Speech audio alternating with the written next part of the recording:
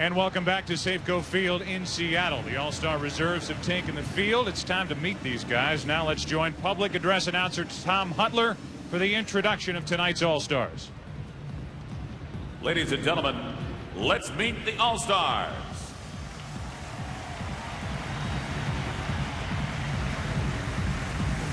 First, the National League, the coaches. From the San Diego Padres, manager Bruce Bochy. From the San Francisco Giants, manager Dusty Baker. Now the players. From the Arizona Diamondbacks, pitcher Curt Schilling. From the Atlanta Braves, pitcher John Burkett. From the Chicago Cubs, pitcher John Lieber. From the Cincinnati Reds, first baseman Sean Casey. From the Colorado Rockies, pitcher Mike Hampton. From the Florida Marlins, catcher Charles Johnson. And outfielder Cliff Floyd. From the Houston Astros, pitcher Billy Wagner. Outfielder Lance Berkman. And outfielder Moises Alou. From the Los Angeles Dodgers, pitcher Jeff Shaw. And pitcher Chan Ho Park. From the Milwaukee Brewers, pitcher Ben Sheets. From the Montreal Expos, outfielder Vladimir Guerrero. From the New York Mets, pitcher Rick Reed. From the Philadelphia Phillies, shortstop Jimmy Rollins. From the Pittsburgh Pirates, outfielder Brian Giles. From the St. Louis Cardinals, third baseman Albert Pujols.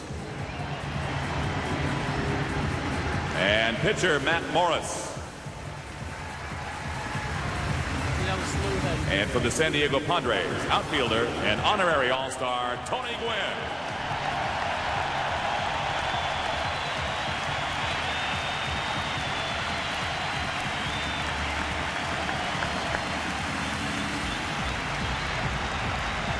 Third baseman Phil Nevin.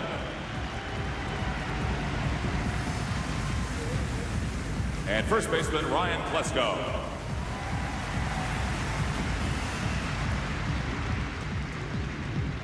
Now let's meet the American League All-Stars. First, the coaches. From the Seattle Mariners, manager Lou Piniella.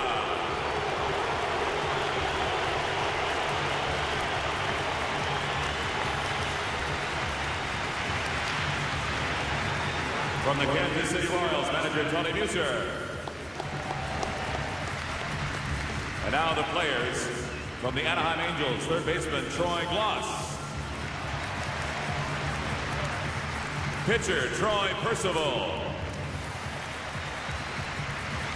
From the Chicago White Sox, outfielder Maglio Ordonez.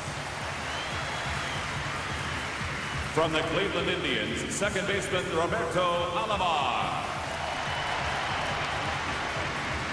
From the Detroit Tigers, first baseman Tony Clark.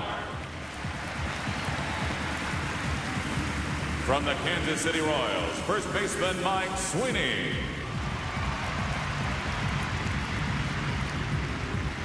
From the Minnesota Twins, shortstop Christian Guzman.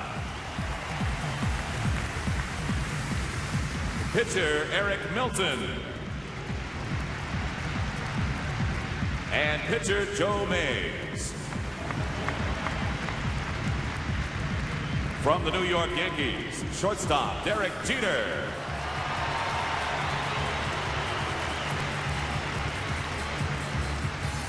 Catcher Jorge Posada.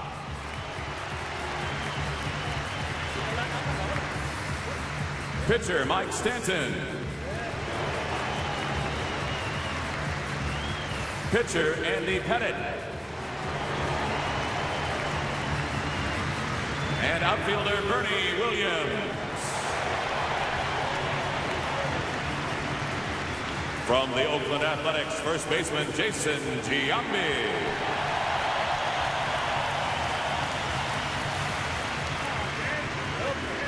From the Seattle Mariners, pitcher Kazuhiro Sasaki.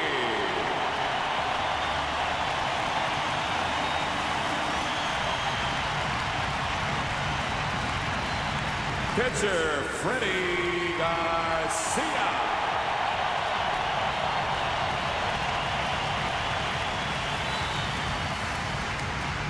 Pitcher Jeff Nelson.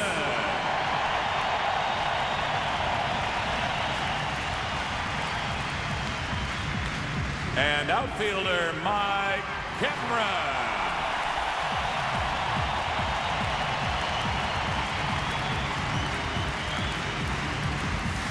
From the Tampa Bay Devil Rays, outfielder Greg Vaughn. And from the Toronto Blue Jays, pitcher Paul Quantrill.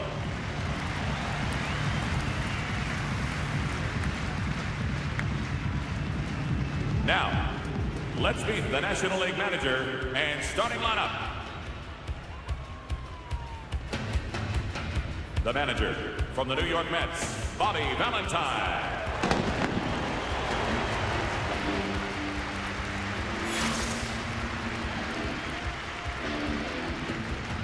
Leading off from the Arizona Diamondbacks, center fielder Luis Gonzalez.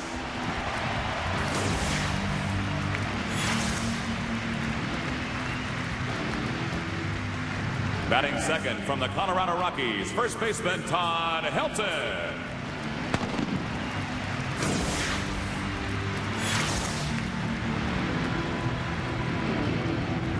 Batting third from the San Francisco Giants, left fielder Barry Bonds.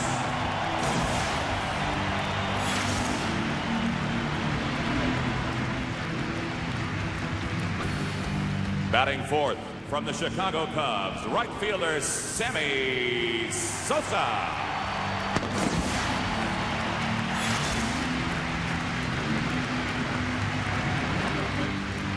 Batting fifth from the Colorado Rockies, designated hitter Larry Walker.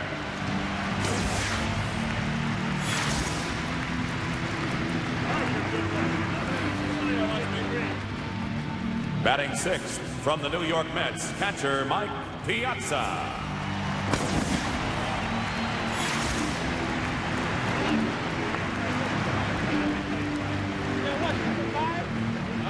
Batting seventh from the Atlanta Braves, third baseman Chipper Jones.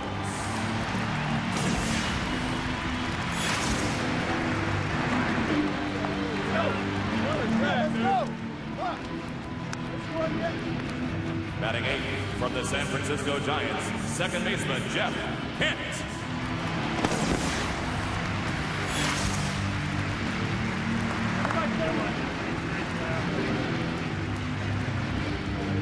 And batting ninth from the San Francisco Giants, shortstop Rich Aurelia.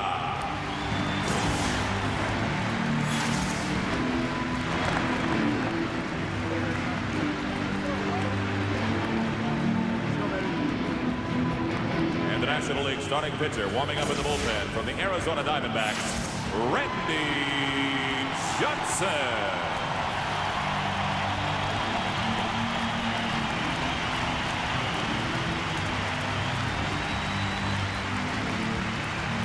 Ladies and gentlemen, your 2001 National League All-Stars.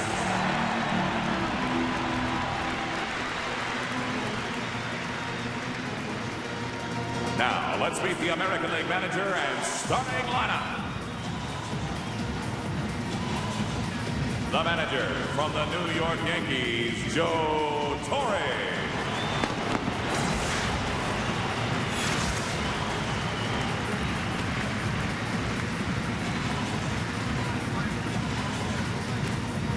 Leading off from the Seattle Mariners, center fielder Ichiro Suzuki.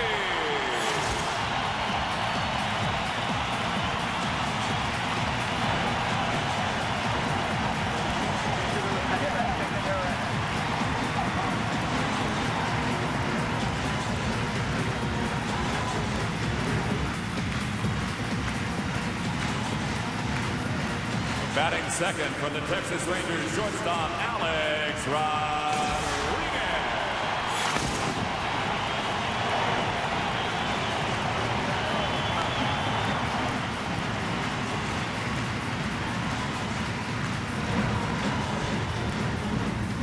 Batting third from the Boston Red Sox, left fielder Manny Ramirez.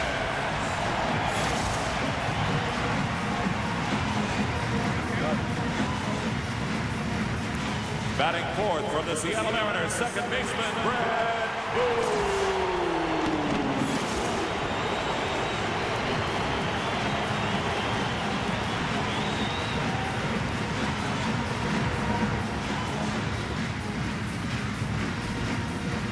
Batting fifth from the Cleveland Indians, right fielder Juan Gonzalez.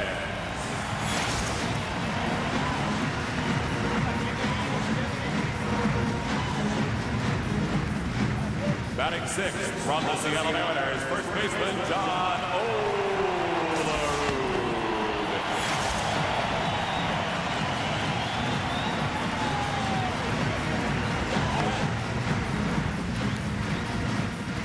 Batting seventh from the Seattle Mariners, designated hitter Edgar Martinez.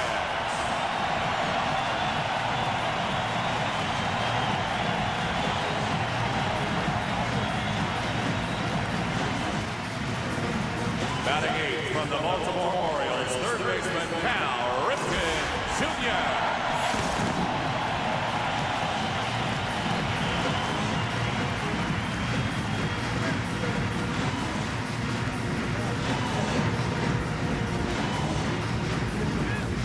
And batting ninth for the Texas Rangers, the catcher, Ivan Rodriguez.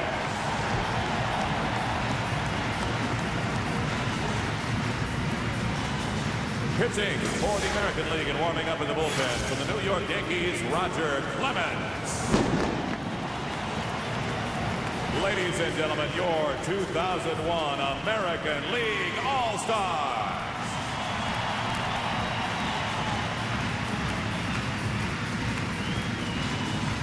Tom, nice job. I sure hope these fans are worn out. They will have plenty more opportunities to cheer tonight. 72nd All-Star game rolls on. The national anthem when we come back.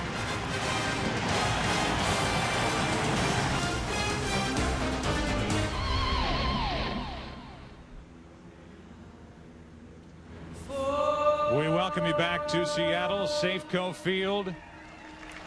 National anthem time. Diana Krall singing the Canadian national anthem.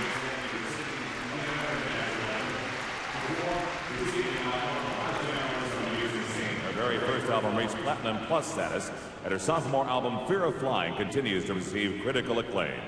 Currently, she can be heard on the Billboard charts with a hit single from the Moulin Rouge soundtrack. Please welcome Interscope recording artist, Maya.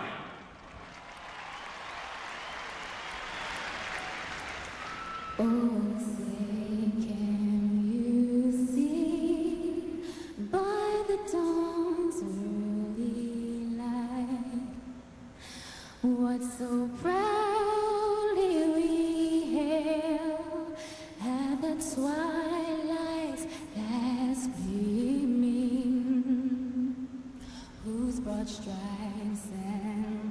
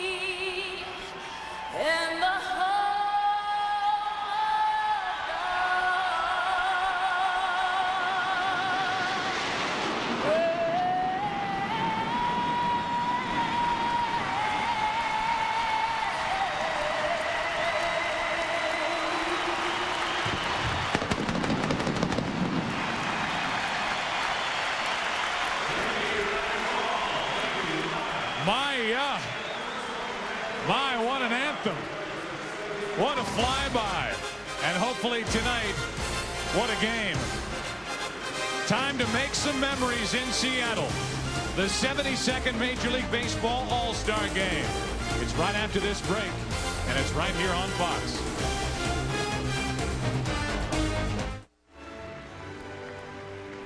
All right, my chills meter is already at 3. I've had three bouts with chills.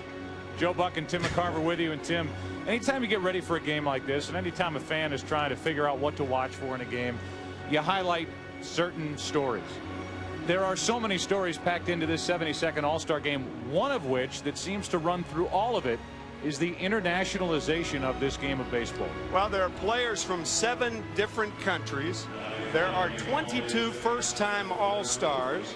There are 4 rookies, and against this backdrop, 2 of the most dominating pitchers in the history of the game, Roger Clemens and Randy Johnson. What a show it should be, and as you could tell, they're used to cheering here in Seattle. Yeah, we have already heard some real classy cheers coming out of this crowd at Safeco Field. Alex Rodriguez, and I think he's been touched with his reception so far this week in Seattle.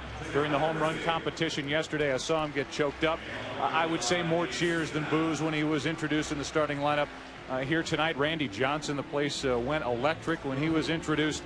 I think from person to person, player to player, manager, coach to coach, these fans here in Seattle, and they've been loving baseball since the start of this season in particular, they are thrilled to host this game. Interestingly, yesterday during the workouts, the guy who received the most applause was Mike Cameron, who came over from Cincinnati for Ken Griffey Jr. 8 Mariners represented tonight, 6 Yankees.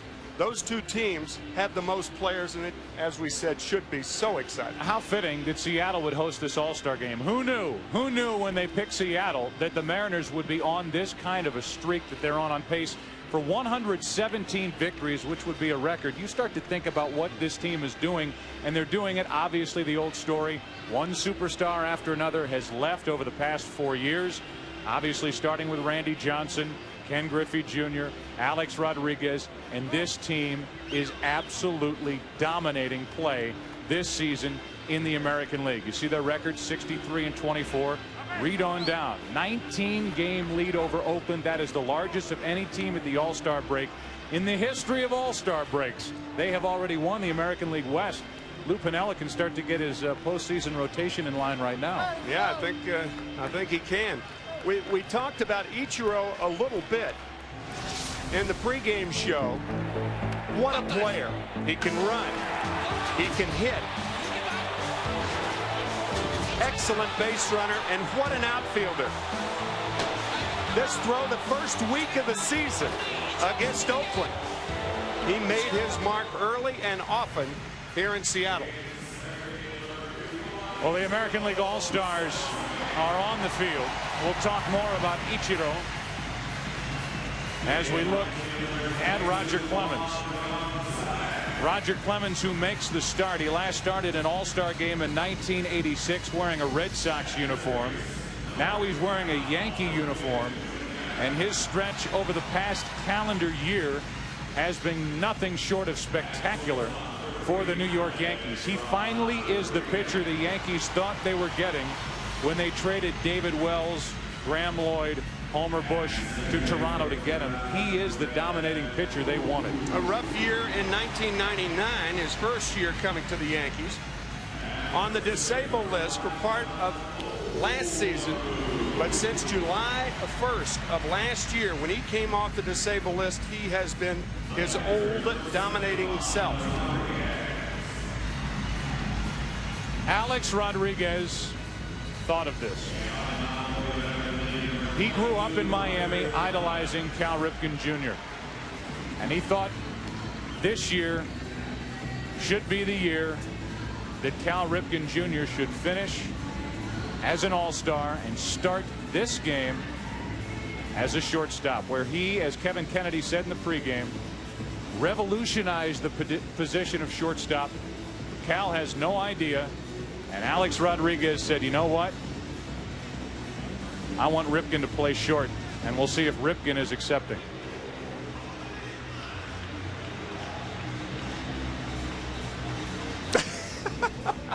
You knew he wouldn't want to go. Joe Torre back up for Alex Rodriguez. And in this 72nd All-Star game, the 19-time All-Star deserves to go out and play this first inning as the shortstop. Hey, you've got to do what your manager tells you, right? He's only following instructions.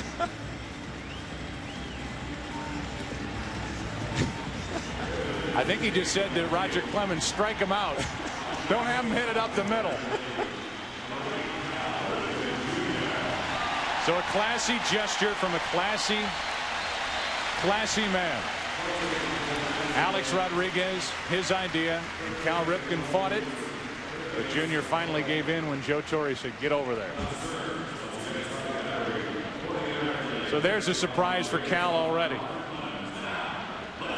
And Luis Gonzalez will stand in and get it started for the National League. We hope to do justice during the course of this game, Tim. I'm going to leave this up to you. We've got to do justice to all of these players coming in the game, but they come and go so quickly. There are so many stories here, and this is one of them. Luis Gonzalez with 35 home runs. The winner of the home run derby competition yesterday as Clemens starts him with a strike. Gonzalez last year career high 31 home runs. He's already 4 better than that, and he's only 4 home runs shy of that guy, Barry Bonds, after the first half of the season. 1 ball, 1 strike. His prior 9 years in the major leagues, he averaged only 15 home runs a year, and he has 66 in his last year and a half. Mind-boggling. 2 balls and a strike. And to think the Arizona Diamondbacks traded Kareem Garcia to get him. Kareem Garcia, talented outfielder, never did what this guy's doing. They also got cash. Yeah. They sent Luis Gonzalez and cash to Arizona to make the deal. As he pops it up, left side of the infield, and Alex Rodriguez, the third baseman at the shortstop position, takes it in for the first out of the night. I don't know how to mark that down on my scorebook. I guess pop up to the third baseman once again. Tonight's starting lineup for the National League. It's brought to you by Pepsi. Luis Gonzalez will lead it off. He's in center field. That a late change. Then Helton, Bonds, Sosa, Walker, Piazza in the middle. Jones, Kent, and Aurelia the bottom 3. All-star career, a .353 average from Mike Piazza. Broken toe and all, he's here and in the lineup. And he will face Roger Clemens in the second inning unless the National Leaguers bust out here in the first. There's a strike to Todd Helton, one of the best natural athletes, natural hitters in baseball. That's going to be out of play in the count 0-2. You're going to see a lot of sweet swings tonight, folks, but none better than the gentleman right here, Todd Helton, who's used to breaking records. He set 19 different records at the University of Tennessee in baseball. Gone here for the second out of the first inning, and the first strikeout for Clemens. 2 out. And we look at the defense for the American League. A change in that Suzuki, who has played mainly right field, not only here but in Japan. Ichiro's in center. Ivan Rodriguez, 9th consecutive All-Star start. That ties him the major league record among catchers. He and Johnny Bench. 2 out, nobody on, and Barry Bonds takes a fastball 95 miles per hour from Clemens for strike 1. Barry Bonds, 39 home runs, #1 in the major leagues. He is on pace, Tim, I know you love it, at this pace. He's on a pace to break Mark McGwire's single season home run record of 70 set back in 1998. That's a clunker, foul on the count 1-2. He's been on that pace for about 2.5 weeks. However, he has dried up as far as the home runs are concerned. Barry looking forward to a strong second half if he's going to do it. Gonzalez only 4 home runs behind Barry Bonds at the break. Bonds has not homered since June 23rd against the Cardinals of all teams. And Darryl Kyle, the fastball is high, and the count 2 balls, 2 strikes. If Bonds should reach, Sosa will bat. 2 out, nobody on. And a little comebacker. Pitching, Clemens dominating the first inning. And the change of positions. For the first time, Ripken playing short since 1997. Get over there, Hall of Famer. That's the way we start the 72nd All-Star game in Seattle. Local hero, international hero, Ichiro will lead it off for the American League, and their lineup brought to you by Pepsi. It's Ichiro. Then Alex Rodriguez, the shortstop. Manny Ramirez is the left fielder. Brett Boone, Juan Gonzalez, John Olruth. The bottom three, Martinez, Cal Ripken Jr., and Ivan Rodriguez batting ninth.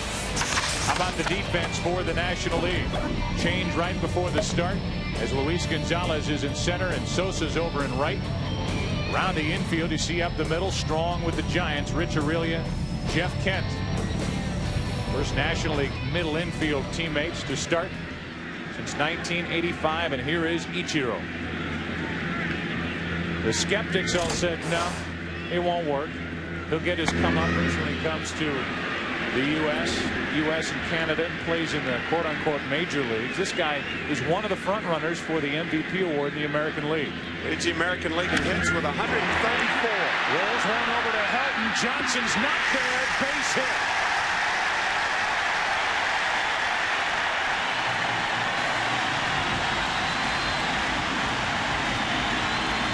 How can I beat you? Let me count the ways. Ichiro, who's almost running when he swings the bat, beats Johnson to the bag.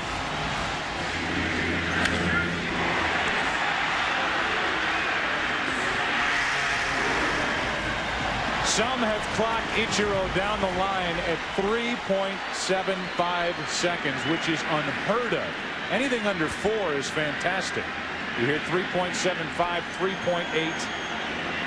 I like his chances in a race against Randy Johnson, although it takes him only 2 strides to get there. A strike to Alex Rodriguez, the number 2 hitter, and lost in the cheers for Ichiro. The cheers for A-Rod, who, as I mentioned, was choked up after failing to advance past the first round of the home run derby here at Safeco Field yesterday. Adds on the inside corner, 0-2. The third time Alex Rodriguez has played here since signing the huge contract with the Texas Rangers, $252 million over 10 years. Greeted roughly the first 2 times around, but not today. Randy almost caught Ichiro over there napping or leaning, but he was able to get back on the wide throw, and we wait the 0-2 pitch to Rodriguez. Nothing new for Ichiro. Leads the league with 134 hits during the regular season. He's on at first. That stays high, and it's 1-2 on Alex Rodriguez as we focus in on Randy Johnson. The big unit, when he releases the ball, it's as though he's releasing it right in front of you. 11-5 on the year. Numbers always strong for Randy Johnson. 3-time Cy Young Award winner. Last 2 years with Arizona, he won the Cy Young right here in Seattle back in '97. And the 202 strikeouts, by far the most in the major leagues.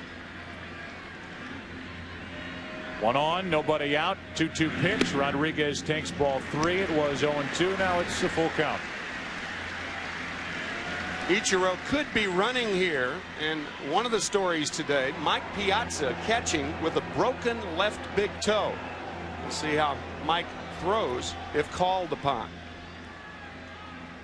Ichiro is running. Rodriguez strikes out, and the throw, well, it was ugly, and Piazza comes up hopping as he tried to land on that front foot. I don't know if he was bothered by Alex Rodriguez or not, but that's a bad sign for Piazza with that throw. You know, whether it's your right big toe or your left one, that landing big toe, this throw right here, he could have been bothered a little by Rodriguez, but this throw to second base, not even close. Ichiro stealing second, 28 on the year. So a runner at second with 1 out, and Manny Ramirez is at the plate. Strike 1. Mike Piazza had about 3 different reasons not to show up here in Seattle. He surely did. The biggest one was the broken left toe. He is one of baseball's legitimate tough guys, one of the legitimate good guys in Major League Baseball, and my hat's off to him for fighting to get here to Seattle, while you hear other players say, I'd rather take the time off. 0-2 the count on Manny Ramirez. One of the other reasons is all that has gone on between he and Roger Clemens, and the two will hook up in the second inning. And I think for Piazza, for Clemens, for everybody involved, it'll be nice to be able to put that all to bed. Runner at second with one out. Runner at second with two out as Randy Johnson blows away Manny Ramirez. And who would have thought that Brett Boone signing a one-year contract to play in Seattle would end up hitting cleanup in this year's All-Star game? It's very close, but Brett Boone is my pick for the first half most valuable player. I know a lot of people would pick Manny Ramirez, but Brett Boone gives you on the other side of the ball what Ramirez doesn't.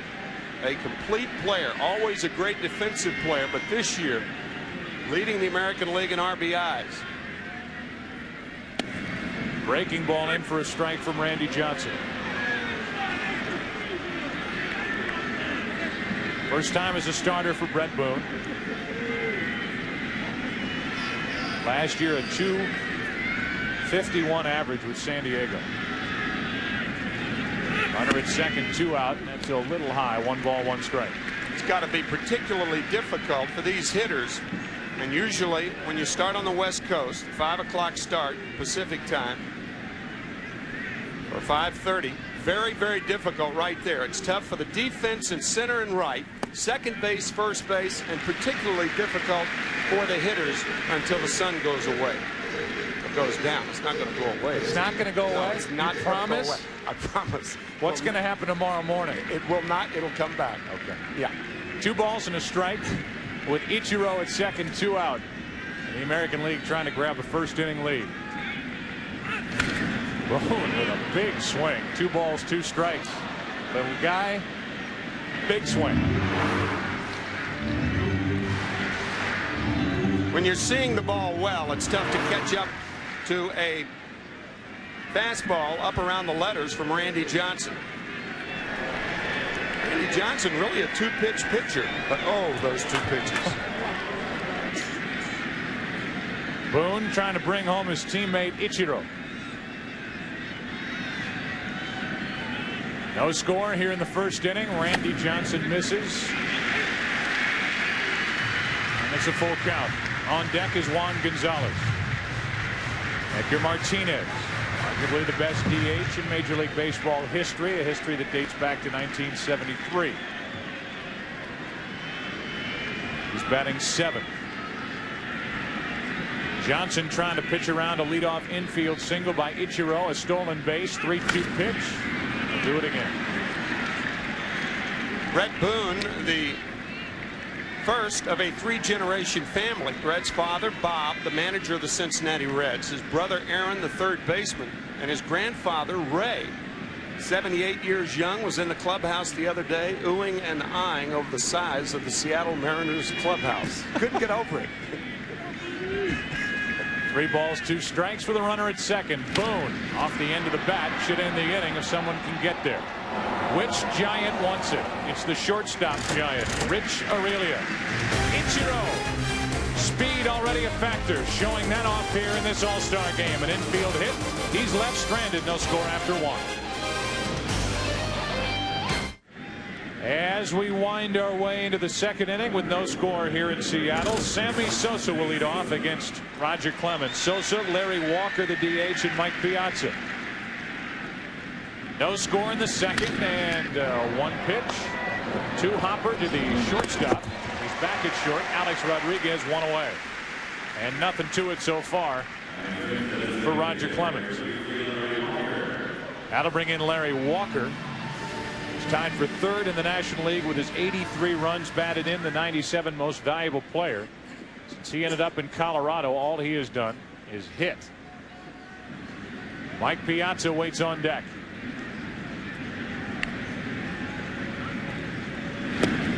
Walker takes a ball. At least Larry Walker's a teammate of Randy Johnson's this year's All-Star game. You mentioned 97. Larry Walker, after having the ball thrown over his head, turned around to hit right-handed against Johnson in Cleveland. 1 ball, 1 strike. 2 former Montreal Expo farmhands, Larry Walker and Randy Johnson, now on the same team in the National League All-Stars. Here in 2001, the 1-1 pitch, 2 balls and a strike. Larry Walker has some inflammation in his right elbow. He wanted to come here and take part in the festivities. Hit. He's the DH. One of the best defensive outfielders in the game still. Here's a 2-1. Into left field. Not hard hit. Manny Ramirez, 2 out. That will bring in Mike Piazza. That will bring in, I guess, chapter 3 of Piazza Clemens. July 8th of last year at Yankee Stadium, the second of a doubleheader of sorts. The first game played at Shea Stadium, a rain-out makeup game on July 8th. The first time up, an inside fastball hitting Piazza, giving Mike a concussion. And because of that, he was not allowed to play in last year's All-Star game. Hit him right in the front of the helmet. Then game 2 of last year's World Series, the shattered bat. Clemens picking up the jagged end of it, firing it down the first baseline in the direction of Piazza. Clemens saying afterward, even during, I thought it was the ball. These two have had a war of words through the media.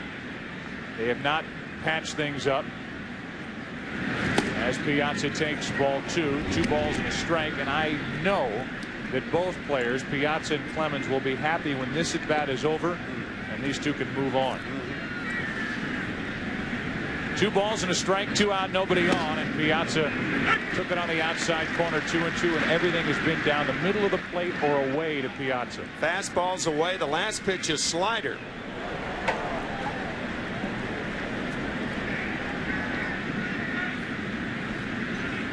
So now a 2-2 pitch with 2 out, nobody on here in the second inning.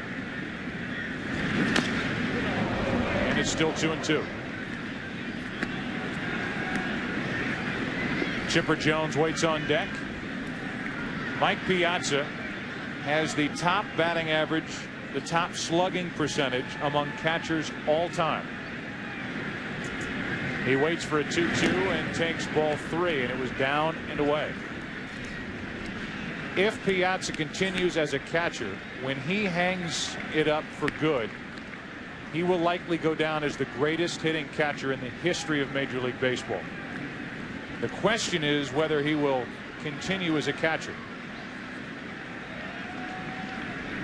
2 out, nobody on, 3 balls, 2 strikes, and Piazza gets it off the end of the bat into right. Finding the sun as Gonzalez, and the inning is over. No base runners yet for the National League. We can put that story to bed for the rest of the night. Clemens threw 2 scoreless. Inning and a half, 0-0 in Seattle. We welcome you back to the bottom of the second in Seattle. Let's go down to the American League dugout and Kevin Kennedy.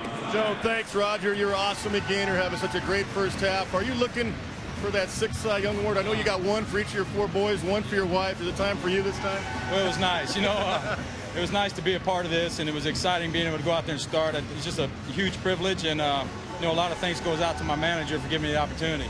Roger, the Piazza at bat, everybody's been waiting for 9 months for this. Is this thing over with now? Well, again, I've said all along, Mike's a dangerous hitter, a lot of respect there. You just have to pitch him tough, and as far as I'm concerned, it is. And again, you know, I know I'm going to face Mike down the road again, and just have to, you know, pitch him careful. He's a dangerous hitter. It was pretty apparent you stayed away. That obviously was your intention. Yeah, and just, you know, go down the middle with most of them with a little something on it. Okay, Roger, thank you. Good luck in the second half. Thanks. Joe, back upstairs. All right, Kevin, thank you, and thanks to Roger Clemens. Juan Gonzalez at the plate with John Olerud to follow and Edgar Martinez the DH. 0-0. And I guess, Tim, when you have guys out there like Randy Johnson and the rest of his teammates that'll follow him to the mound, and the same on the other side, Clemens and the guys coming out of the bullpen for the American League, you expect pitching to dominate with the way these guys can bring it for 1 inning. It usually has in the All-Star game. Into right field, Sosa coming in.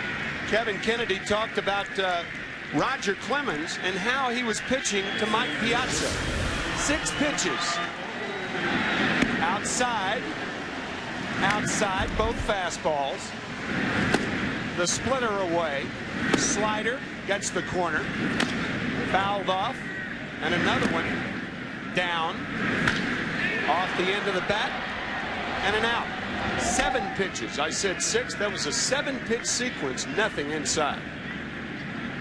1 out, nobody on, and Olerud takes a strike. You have to know that Piazza at some point figured during the course of those 7 pitches that Clemens was going to work the middle of the plate or away, yet he still got one off the end of the bat. He wasn't totally sure, and he certainly wasn't leaning over the plate. Yeah.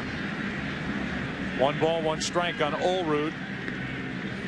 It was off to a 3-16 start. Bobby Valentine is the manager for the National League, enjoying his first All-Star game as a player manager. Bobby, can you hear us? Absolutely. Are you having fun down there? Yeah, this is as much fun as I've had. You know, I coached in that one All-Star game in Cincinnati in '87, but to have Tommy by my side and my entire coaching staff, Dusty and Bruce, and this team, this is wonderful. Don't let that guy to your left start anything with these umpires out here. Well, I told them if they hear anything from my dugout, it's him, not me, and they can get rid of him anytime they want. Hey, Bobby, let's from your perspective, and I know it might get difficult to hear, let's from your perspective talk about the Piazza situation and Clemens, just to put it to rest for the rest of the night.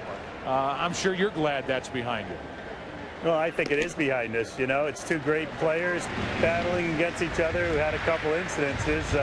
Life goes on, and baseball is a lot bigger than their situations. No doubt about that. It's just, you know, in our market, it's tough to put things to rest. Full count now on John Olerud with Tommy Lasorda cheering on Randy Johnson. Speaking of great players, Bobby, John Olerud was a member of the New York Mets 2 years ago, signed as a free agent with Seattle. He's some hitter, isn't he? Yeah, John's just a great professional baseball player. He can field his position. He sees the ball as well as anybody in the world, and has great at-bats. Grounds 1 to second for Kent. So, Bobby, I guess what you're proving here is you can listen to Tommy Lasorda and hear questions from Tim McCarver at the same time. I don't know how the heck that happens, to tell you the truth. You know, all the players do wish, though, that this roof was closed for the first few innings here, so they have a chance of seeing the ball. It's a real tough on the hitters right now, I'll tell you that, guys. Edgar Martinez is at the plate, the DH. Bobby, I know we're going to check back in with you later in the game. I want to talk about why Tommy Lasorda is there, and that day in the Dominican when Tommy had to tell you that was it for your playing career. But we'll save that for a little later. I hope we have a lot of action in between now and then, but talk to you guys later. Thanks. All right, Bobby. 2 out, nobody on here. Already. And Edgar Martinez, the DH, is at the plate. Edgar, a 302 average. That's down. It's typically up 320 or better. And he tries to get something going with 2 out for the American League. Randy Johnson trying to go 2 scoreless, gets the outside corner, 1 ball, 1 strike. Arguably the biggest hit in this city's history back in 1995. Game 5 of the division series against the New York Yankees. Ken Griffey Jr. driven in by Edgar Martinez. The great Dave Niehaus, the local radio announcer, almost blew a hamstring making that call. Edgar with the bases empty, 2 away. Randy Johnson likely finished after he gets 1 more out. Is that out now? No, it's not, says first base umpire Dale Scott. Cal Ripken Jr. waits to hit next, the 40-year-old. 19-time All-Star, and he will hang it up, retire at the end of the season. 2 balls, 2 strikes, 2 out, nobody on, and that'll do it for the first 2 here in Seattle. 3rd strikeout for Randy Johnson. Back to Seattle after this from your local Fox station. Nothing.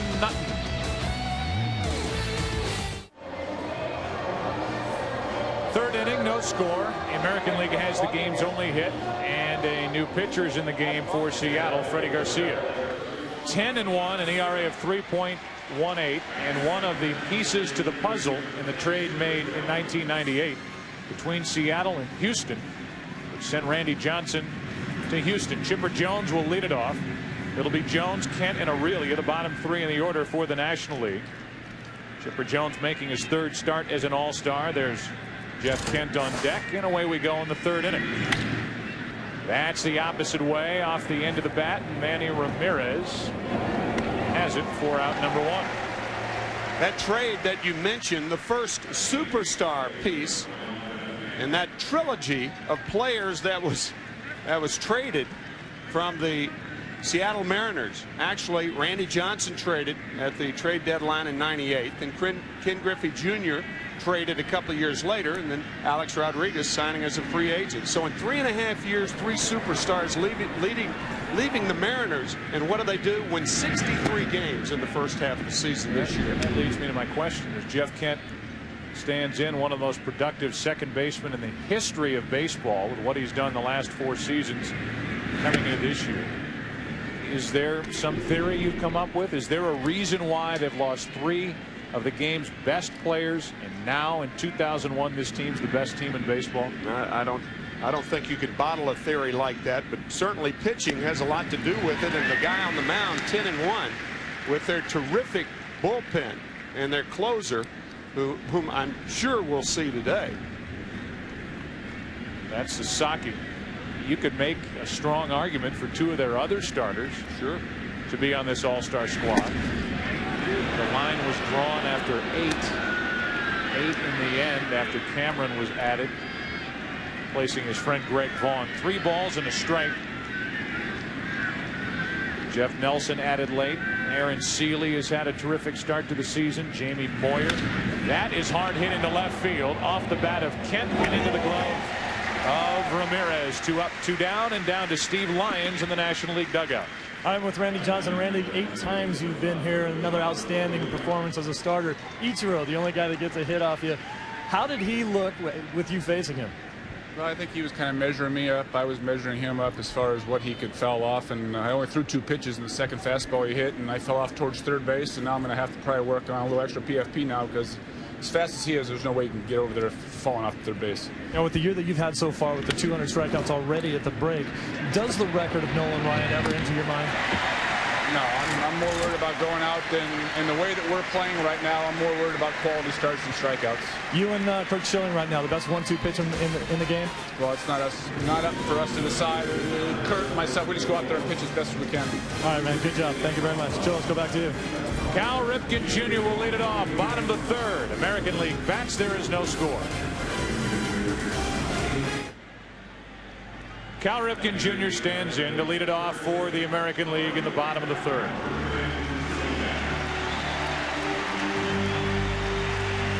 Chan-Ho Park is the new pitcher for the National League. He brings his 8-5 record to the hill, and a standing ovation. It will grow as Ripken bats here in the 3rd.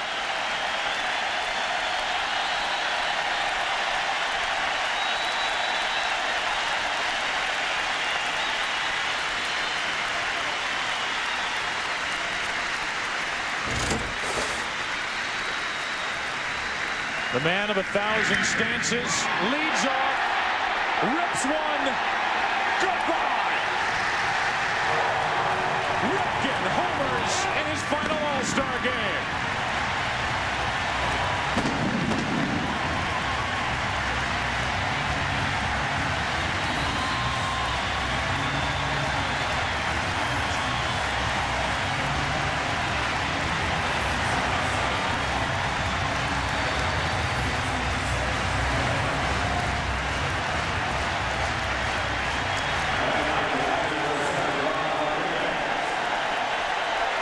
What did you say, Joe? Goodbye?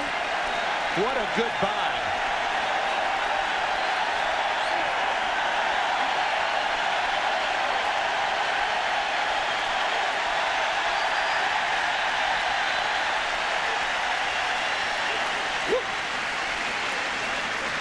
His second All-Star game home run.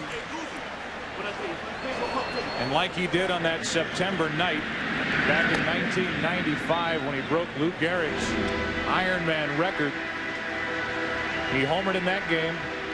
And while they throw a party for the All-Stars and for Cal Ripken Jr. and Tony Gwynn here in Seattle, train whistles blowing in the distance, and Cal Ripken Jr. thrills these fans and thrills baseball once again. What a moment. So Chan-Ho Park is greeted with a Ripken home run, and the American League is on top 1-0 here in the 3rd inning. Now Rodriguez hits it hard. One hop. Kent to his right. 1 out.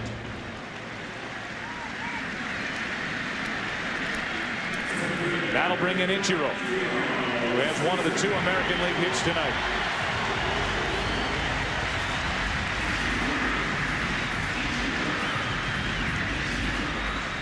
Let's go down to the dugout and Kevin Kennedy. Cal, are you sure you want to retire? Absolutely. Absolutely. That was pretty sweet right there. I just wanted to try to get a good pitch and put a good swing on it, and something good happened. You look like you got pretty good bat speed right there. Seriously, when the fans gave you a standing ovation, what's going through your mind? What kind of emotions are racing through you? Well, getting a big hit, hitting a home run, having the fans behind you get you going like nothing else can. So I was running about as fast as I could run around the bases too, by the way. You didn't have to run too fast. You know, I know you're a real family man. I knew your father. I know you think about him a lot. What would your dad say to you right now tonight, just after this experience? He'll say, forget about your last at bat and go to the next one. That's awesome. Cal, that is so awesome. Congratulations, and we'll look forward to seeing you some more tonight. Thanks, Cal. Thank you. Okay, Joe, back upstairs. All right, Kevin, and thank you to Cal for the interview, for the swing, and for the memory here in the third inning of the 72nd All-Star game as Ripken becomes the oldest player to homer in an All-Star game. With 2 out, nobody on, Alex Rodriguez is at the plate. During the interview, saw Ichiro nearly beat a high hopper and basically a routine ground ball to the second baseman. 1 ball, 1 strike, 2 out, nobody on. Chan-Ho Park trying to get through this third inning. It's 1-2.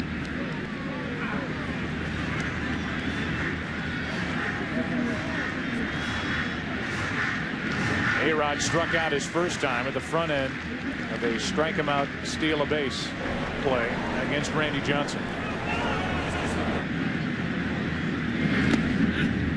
In our opening, Joe, we talked about 7 countries being represented tonight. Chan-Ho Park, the first Korean player in the major leagues and in the All-Star game.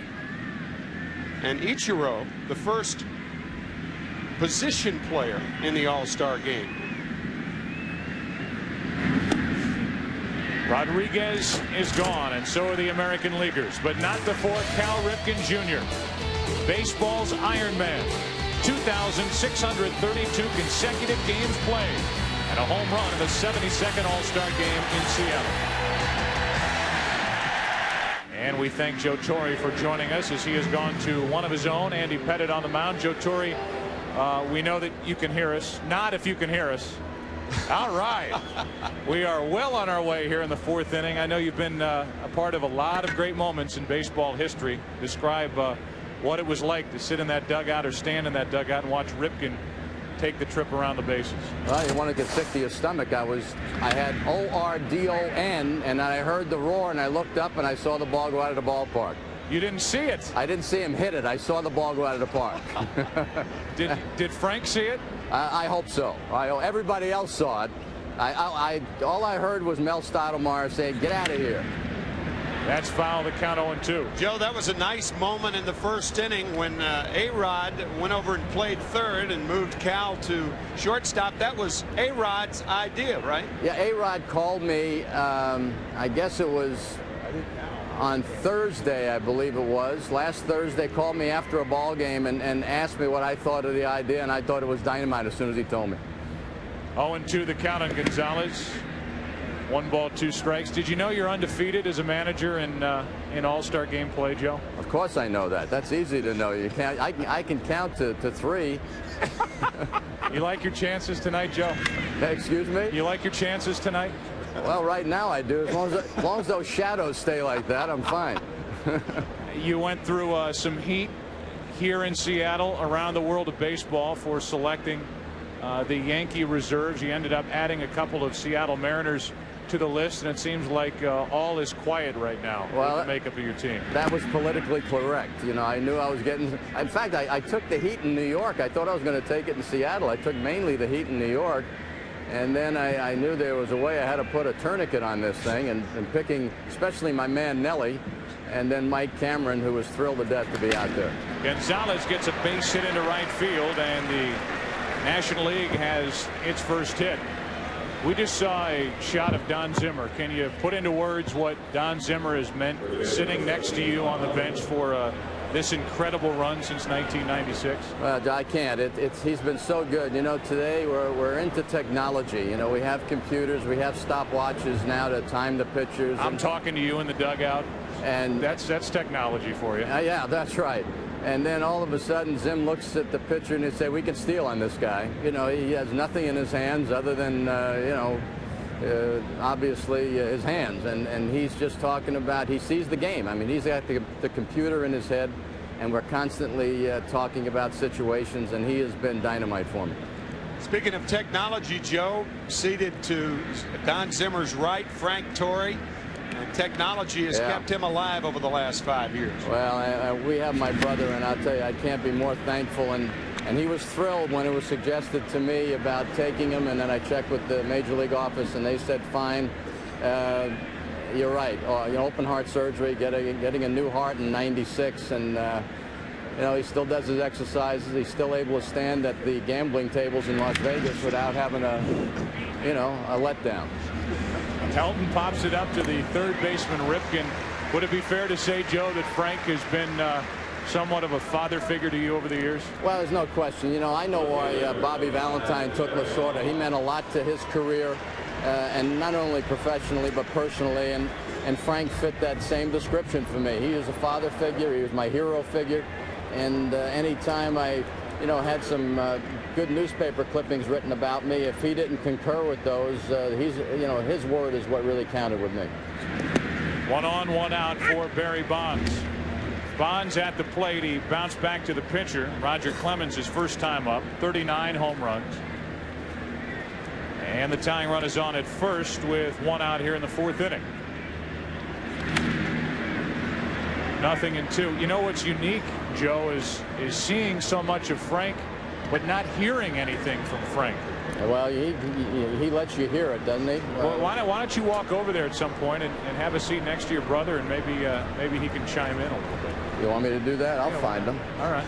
Where'd he go? He's behind you. He's behind me? He's always been behind you. Oh, well, here's coming up now. He must have read your lips. 1 ball, 2 strikes. We're talking upstairs, brother. So they want some of your input. Just remind him that we're live on national television. You're live, so bleep yourself. Make a good pitch. Can Pettit do it? He misses down and away. 2 balls, 2 strikes. I'll ask Zimmer what I should do. See, that's a good bench coach, right? Look at that triumvirate right there. There's Zimmer, my man Zim. Torre, and Torre. Right now. Here's a 2-2. Zim was just informed that this was live. I'm going to get in between these two now. This ought to be really entertaining. Yeah. We're live, Pops. I think we ought to strike this guy out. I think we ought to strike this guy out. How pedestrian is this? Boy, I'll tell you, you got the least color out of Zimmer right now. 3 balls, 2 strikes. Andy Pettit trying to get around a leadoff hit by Luis Gonzalez. Bonds is gone, and that's the second out. Wouldn't go. I know why you've hung around this game for as long as you have. There you go. He wanted a strikeout, Joe Torre, and he gets a strikeout. Is that the Yankee magic right there? Well, yeah. If you wish hard enough, it'll come true, you know. It's that lift Don's cap. Would you mind? Can I see the Zimmer dome? Sure. You want to do that? Yeah. There it is. How's that? That's what Derek Jeter rubs before every game, rub it right? like that. That's it. Let me tell you something. We got a ball game. Oh, if you hear him? You hear him? He says, we got a ball game. Oh, you got to be a little more serious about that. That's right. Check on the runner at first, and Andy Pettit, who's got one of the best pickoff moves in baseball, just reminded Luis Gonzalez that he better pay attention over at first as Sammy Sosa digs his way into the batter's box. Joe, we'll check with you later. Thanks for your time. All right, guys. Joe Torre, Frank Torre, Don Zimmer. 1 on, 2 out. Sammy Sosa at the plate. 0-1. It's almost not fair to combine Andy Pettit and Ivan Rodriguez behind the plate. Talk about a lethal combination to steal against. Pettit with that great move to first base, and Rodriguez with that cannon for an arm. Just forget about it. Play it like it's a softball league. Stay on the bag until he pitches. You start to look at the numbers of Andy Pettit. 9-4 record. The ERA just creeped over the .3 mark his last time out. He's at 3.04. He and Clemens, two of the first three pitchers to the American League, as Sosa fouls it away. Still 0-2. While we have a second, the Radio Shack trivia question. Cal Ripken Jr. played in his first All-Star game at Comiskey Park 18 years ago. Who were the other three active 1983 All-Stars? That's the Radio Shack trivia question. Radio Shack, you've got questions, we've got answers. We tried to get this earlier in the day. Tim and I got none of them. Oh, you got one. Maybe one. Yeah. You got one. Still 0-2 on Sosa. Sammy Sosa, part of the first place Chicago Cubs with a 3-game lead over the fast charging Houston Astros. Watch out for the Astros. Maglio Ordonez is taken over in left field. Manny Ramirez is finished, and Mike Cameron is taken over in center, moving Ichiro over to right, and that means that Juan Gonzalez is finished for the rest of the night. 0-2 the count on Sosa. Runner at first, 2 out. 1-0. The American League leads it in the 4th inning. And a bouncer to A-Rod. Tricky hop. Good throw, and the inning is over. Sosa is 0 for 2. Pretty good combination there in the Yankee dugout. Torrey and Zimmer, little all-star magic in Seattle. 1-0 AL. Couple of changes for the National League. Moises Alou of the Houston Astros takes over in right field. Ryan Klesko, having a solid year with San Diego, is at first base. He says redundantly in an all-star game. And John Burkett, the right-hander of the Atlanta Braves, is the new pitcher. The second best ERA in the National League, second only to his teammate Greg Maddux. John has said that he's learned a lot from Maddux. He's learned a lot from Tommy Glavine.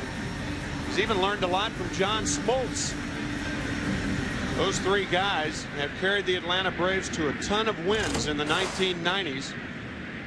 John Burkett's second All-Star game. His last was as a member of the Giants in '93. Maglio Ordonez of the Chicago White Sox is first up. First at bat for Maglio, who has established himself as a major league cleanup hitter, a bona fide major league cleanup hitter. Looking for some help in that Chicago White Sox lineup. Lost Frank Thomas early for the season. He will not come back this season. Okay, Tim, that's your turn. Little clunker up the middle, and to his left, Aurelia takes care of Ordonez, 1 away. Before you explain what's written on John Burkett's hat, we'll give you the Radio Shack trivia question. Cal Ripken Jr. played in his first All-Star game at Comiskey Park 18 years ago. Who are the other three active 1983 All-Stars? Radio Shack answer: Ricky Henderson, Jesse Orosco, and Tim Raines. Radio Shack, you've got questions, we've got answers, and Tim and I combined for one of the three on that answer. There's Jesse Orosco, who made the All-Star team as a member of the Mets in '83. Here's Brett Boone, second at bat for Boone, who popped up his first time up. To the third baseman, Chipper Jones has to hurry, and he gets Boone by a step. 2 up, 2 down, and John Burkett doing what he has done all season for Atlanta. Burkett, a guy who was released by Tampa Bay in March of 2000. And he is a real credit to Leo Mazzoni and the job that he does as the pitching coach for the Atlanta Braves. What a weapon the Atlanta Braves have in Leo Mazzoni. They have had one reclamation project after another, and he knows what to do with them. He's not the best pitching coach in the game. He is certainly among the top 3 or 4. That's a strike right down the middle to Cameron. Mike Cameron, a late addition, filling in for his friend Greg Vaughn. The two became friends in Cincinnati. Both have moved on. Cameron, a big part of the Ken Griffey Jr. trade prior to last year. Breaking ball stays inside. 1 ball, 1 strike. I think the 3 names on John Burkett's cap are Max, Bud, and Avery. Reed. Oh, Reed. Okay. 1 ball, 2 strikes. Maybe giving a shout out to the commissioner, but it doesn't say Bud. It says Reed. tell me to read them, then I read them, and you rip me. Rip. No, I know. No, I. 2 out, nobody on. 1 ball, 2 strikes, and Cameron is gone. John Burkett. What a story.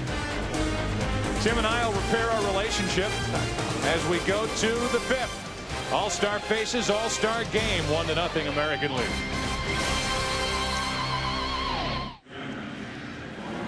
Well, tonight and every night, don't miss a full 60 minutes of regional and national sports news all in one place. Turn to Fox Sports Net for all the highlights and latest info on your hometown teams.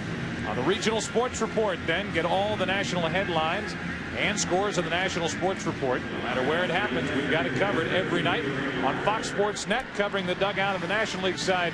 Steve Lyons. Steve? All right, Joe, thank you very much. I'm with John Burkett. And, John, before you came into pitch, you actually caught the home run ball of Cal Ripken Jr. What did you do with the ball? I gave it to Dave Valley down there. I think he's friends with Cal, so he's going to give it to him after the game, I believe. We hope he gets it back, because otherwise, you know, what he's worth quite a bit of money, don't you think? Yeah, I would think so. Yeah, it was a good shot. I thought it was going to hit me first. So. I know you love the bull. Only 300 games later? One last year. Yeah, one last offseason. I don't know you wanted to say hello to somebody. Yeah, I got my kids at the beach at Perdido Keys and my family down there. Max, Avery, Reed, hi, and I'll watch the weather, all right? All right, John, thank you very much. All right, let's go back to you guys. All right, Steve, and thanks to John Burkett, who just pitched a perfect 4th inning. Finished for the rest of the night. We're getting into the time of the game where it's a pitcher for 1 inning at most. As Joe Mays takes over, one of the very unique stories of the American League with that Minnesota ball club. And you talked to Joe Torre early on in the season. You said, who do you like this year in the American League? And the Minnesota Twins was the first team name out of his mouth. In the 2nd week of April, Joe Torre saying the Minnesota Twins was going to be a very surprising ball club. And right now, the Minnesota Twins 5 games in front of the Cleveland Indians, the largest margin they've had all year long. Tom Kelly and his crew. Where does Mike Piazza rank among all-time catchers? Look at that swing. Hall of Fame numbers through 9 full seasons. Piazza's numbers are at the top. We'll go back to that and give you more of a chance to digest that. Look at the average compared to the other 4. Those are Hall of Famers on that list. The RBIs, the home runs.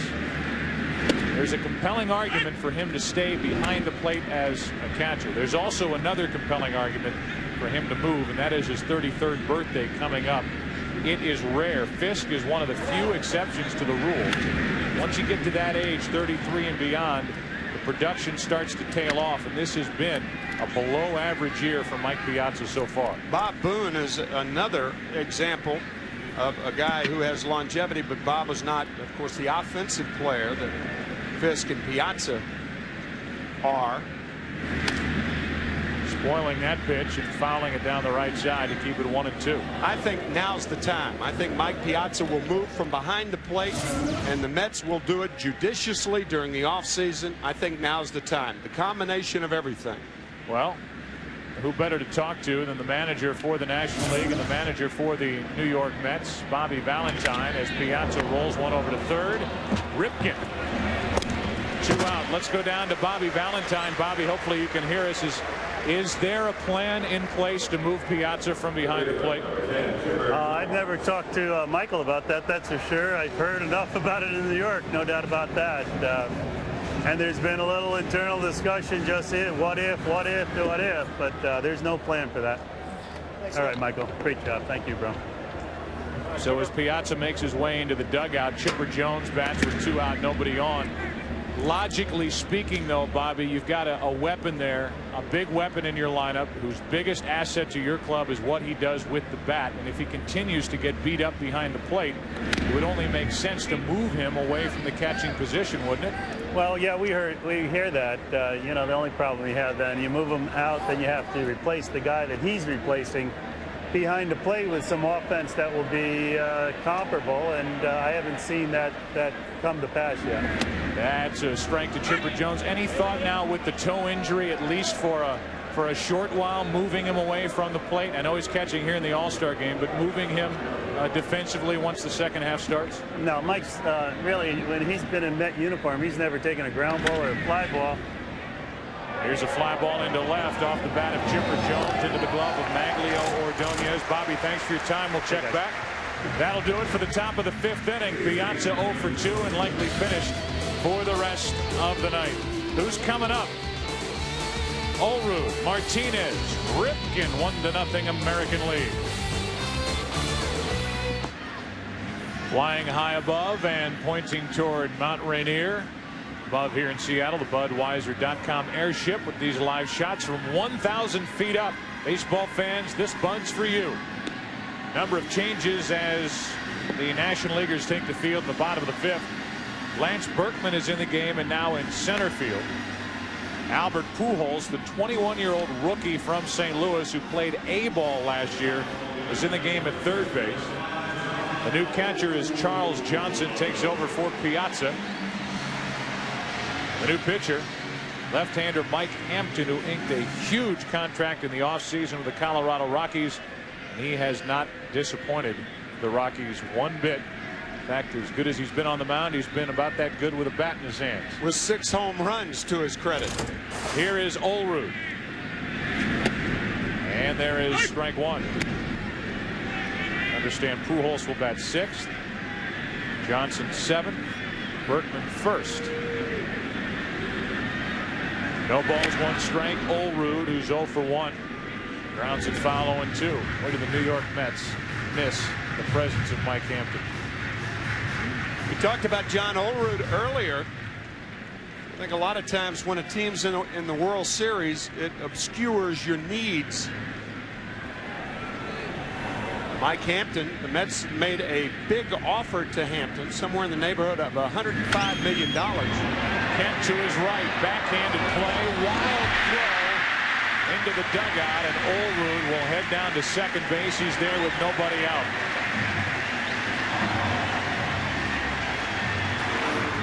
John does not get a lot of infield hits. He is not a fast runner.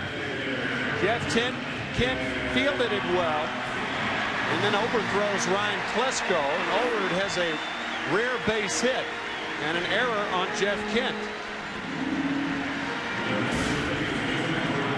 Actually, an error all the way. No hit given. Yep.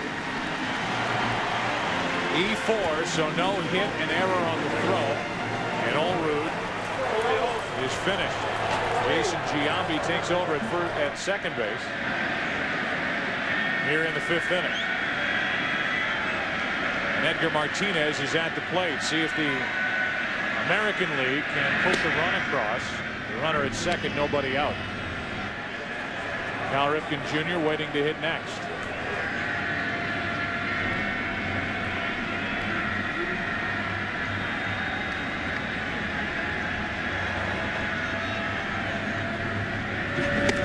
Martinez, a late swing. It's 0-2. Edgar Martinez struck out his first time, 5th in the American League with 67 RBIs. The Iron Man waiting to hit next. Iron Man, Cal Ripken Jr. accounting for the game's only run with his 3rd inning home run. Here's an 0-2. 1 ball, 2 strikes.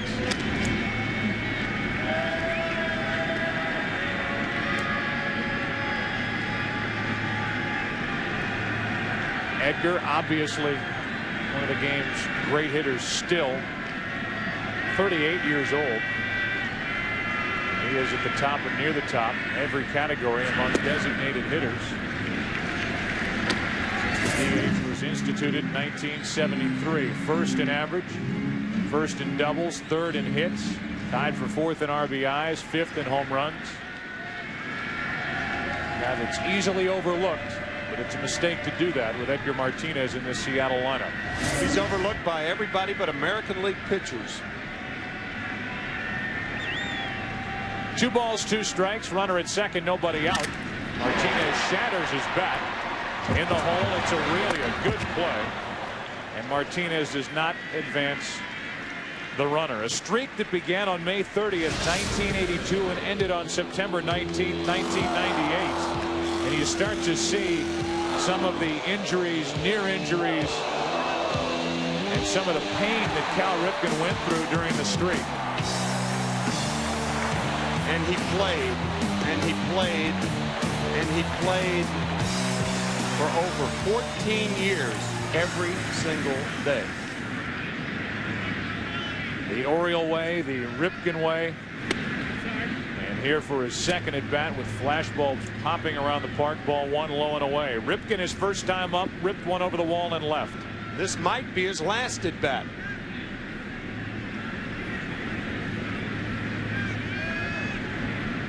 One ball, no strikes, and Ripken just got a piece of it. One ball, one strike. A special presentation will be made a little later to Cal Ripken Jr. He didn't know that A-Rod was going to tell him to go play short at the start of the game. And Ripken will be honored later in this game, as will Tony Gwynn on the field here in Seattle. Giambi at second, one out. Hampton will try to show the world how good he can be after that leadoff error on the ball hit by Olerud after getting Martinez on a shattered bat ground ball to short. It's up to Ripken or Rodriguez. Drive home Giambi. 2 balls and a strike. 2-2. You mentioned Cal Ripken, the man of 1,000 stances. It'll be interesting when his bronze statue goes outside of Camden Yards, which stance he'll use. Curt Schilling, who is probably the resident historian among current major leaguers, somebody who respects the history of this game, recording it all. Another one to the shortstop, another one for Aurelia, and the second out. And Hampton is 2/3 of the way through pitching around a leadoff error, but he's got a tough out coming up in Ivan Rodriguez.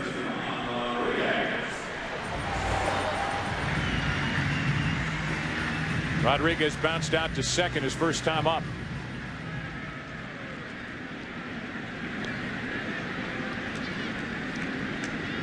So the Gold Glover, two-time MVP, takes his seat, and the MVP from 1999 digs his way into the batter's box. Rodriguez, runner at second, 2 out. Ball one. Mike Hampton, who played high school football, as a quarterback, a defensive back, recruited to play collegiately. Some big programs, Florida State one of them, has that bulldog type mentality, and he was bearing down and trying to get around that leadoff error. He's picked up 2 outs. Giambi is still at second, and now it's a 1-ball 1-strike count on Ivan Rodriguez. Ichiro waits on deck.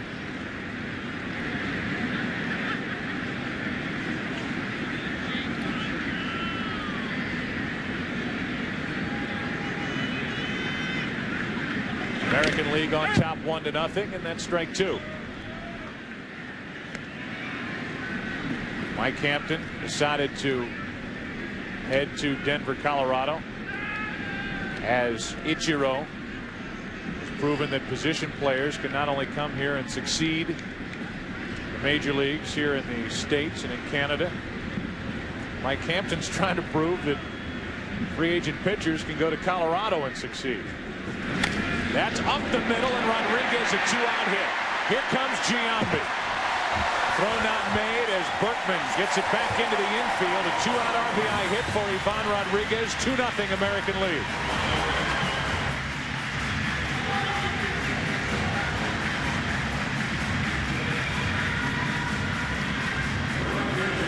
A live shot. Tokyo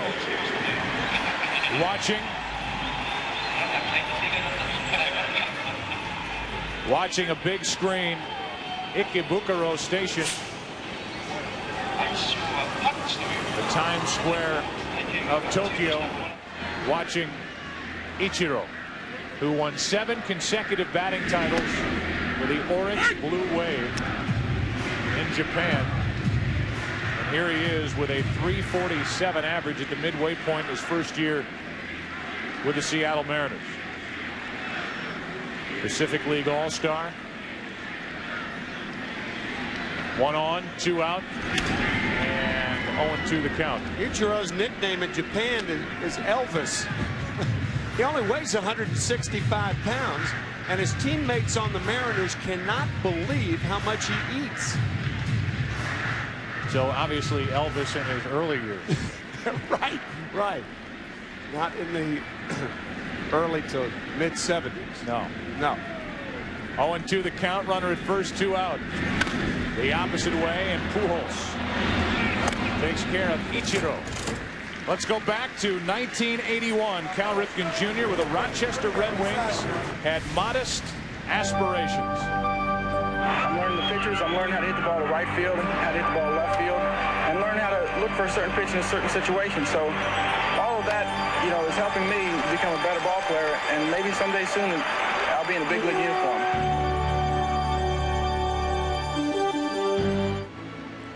Welcome back to Seattle. 72nd Major League Baseball All-Star Game.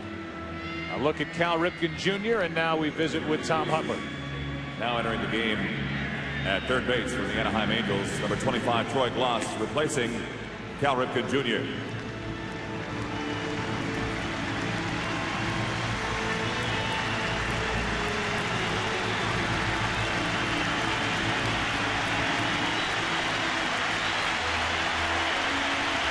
We direct your attention to the area near third base for a special presentation with Cal Ripken Jr., Tony Gwynn, and Commissioner Bud Selig.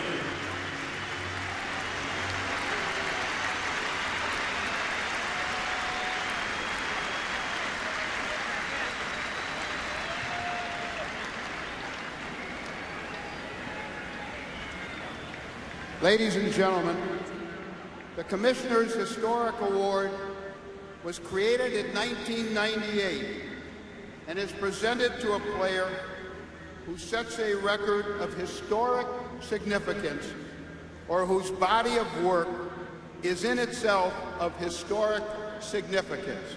Tonight, it is truly an honor for me to present the award to two of the greatest players of this generation, and two men who leave a magnificent legacy of leadership and community involvement for the next generation. To Cal Ripken for breaking Lou Gehrig's consecutive game streak.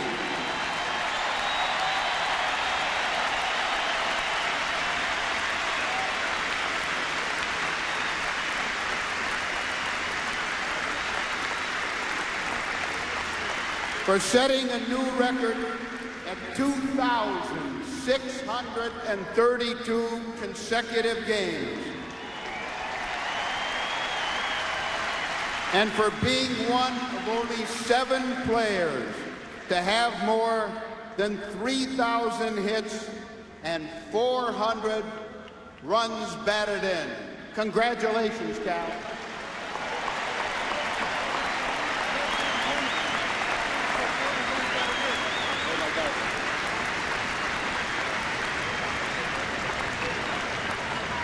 I want to correct the record. It's 400 home runs.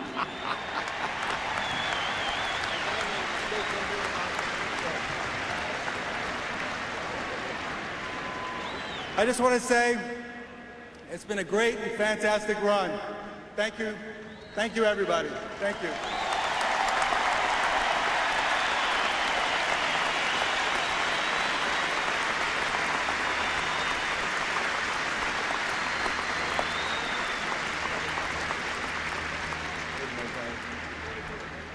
And to Tony Gwynn,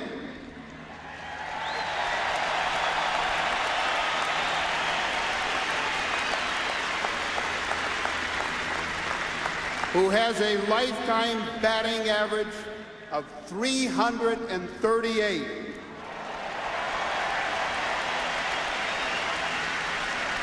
Which ranks 18th on the all-time list, whose 8 batting titles ties Hannes Wagner for the most in National League history.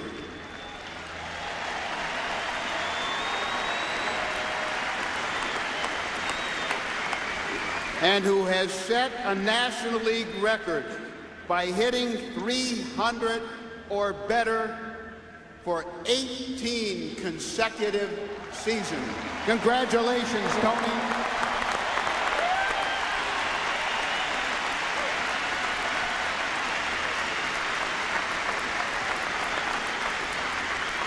Thank you. These last 20 years have been the greatest ride I think you can ever be on. And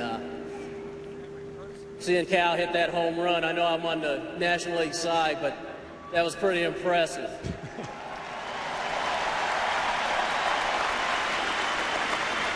And so, for my final All-Star game, I'd just like to say thank you. It's been great.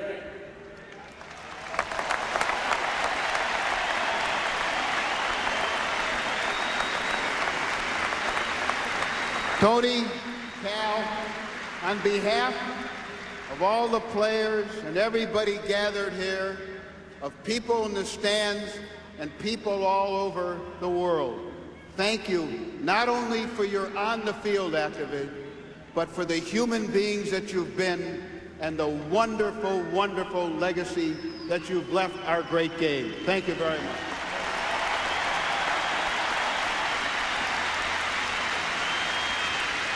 The end of that, Tim McCarver, probably the most important part of it all. The legacies that they leave and what they have meant to this game in their individual ways. Cal Ripken Jr. breaking that streak in '95 after the end of '94.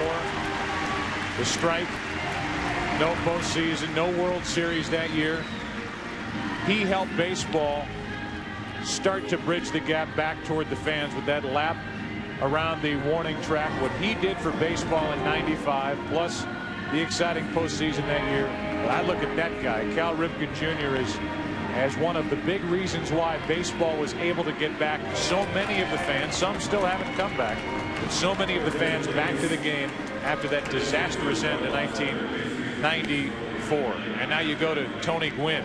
He's not in the game, but we certainly cannot slight one of the all-time true gentlemen in this game and one of the best hitters. Tim, you know better than I. Unbelievable hand-eye coordination. Best since Ted Williams, 338 career average, as Commissioner Selig said. Guy who carries himself as gracefully off the field as he does on it. He wanted to come here, be a part of this. He was asked if he wanted to take a swing, taking it back. No, I just want to go there and soak it all in. Talking about a great athlete who also played basketball at San Diego State. 77 to 81. See the athletic moves by Tony Gwynn. And then you know he can do this. In fact, his career plan takes him back to San Diego State. Although it has not been formally announced, he certainly has not been secretive about the fact that he wants to go back to San Diego State as the head baseball coach there. And that team plays in the stadium named after Tony Gwynn. And from, I know, all of us on the media side and all of us on the fan side, thank you to Tony Gwynn for being a wonderful person and a Hall of Fame player. That is fair down the right field line as Quantrill brought home a 2-0 pitch, and Kent will try to turn that into a double. And he does, a leadoff double. We go down to Kevin Kennedy, who's in the American League dugout. Kevin? Well, I have Cal Ripken Jr. and A-Rod. And Cal, you revolutionized the position of shortstop. We've got the guy that was your idol growing up. Take me through what Earl Weaver told you many years ago, why he moved you from third to short. What did he say to you? I don't think he even told me why. No, he thought I could handle it, go to the middle of the diamond, you know, have a bigger presence in the middle, just take charge in the middle of the diamond. I mean, it wasn't much more than I could hit in the middle of the lineup. I could give you some offense, but I could also give you some defense. He really wanted me to go out there and take charge in the middle. Alex, you were a kid growing up in Miami. How much did you see of Cal, and how old were you when you first saw him? Well, I saw him ever since I've been alive. I think he's been in the league 20 years. So I'm 25, so there's not too much room there to mess around with. But it's been a thrill for me to watch, and it's really a dream come true. Just like many kids all over the world, he was their favorite player, and to me to do this is just one of the nicest things I've done in my career. What did you say to Cal over at third base to begin the ball game? I was just teasing him. I said, hey, you have to go to shortstop. And he said, I don't want to play shortstop. I said, well, Skip's over there, and he's telling you to go over there, so now you have to follow orders. And he said, come on, why would you put me through this? It was great. All right, thanks, guys. Let's go back upstairs. All right, Kevin, thank you. And thanks to Cal and to Alex Rodriguez. Obviously, as Kevin talked about, it showed a big man could play the shortstop position, and fitting that Weaver would do it, a guy who lived for that 3-run homer. They have a shortstop, pound the ball out of the park. Aurelia grounds to third. Troy Gloss from the Angels takes care of Aurelia. Now to the other side, the National League dugout, and Steve Lyons. Well, Joe, certainly one of the guys that needs no introduction. Tony Gwynn is here with me. And Tony, when we force you to take a look back at your career, the tremendous times that you've had, and an award like that happens, how do you keep it together? I don't know.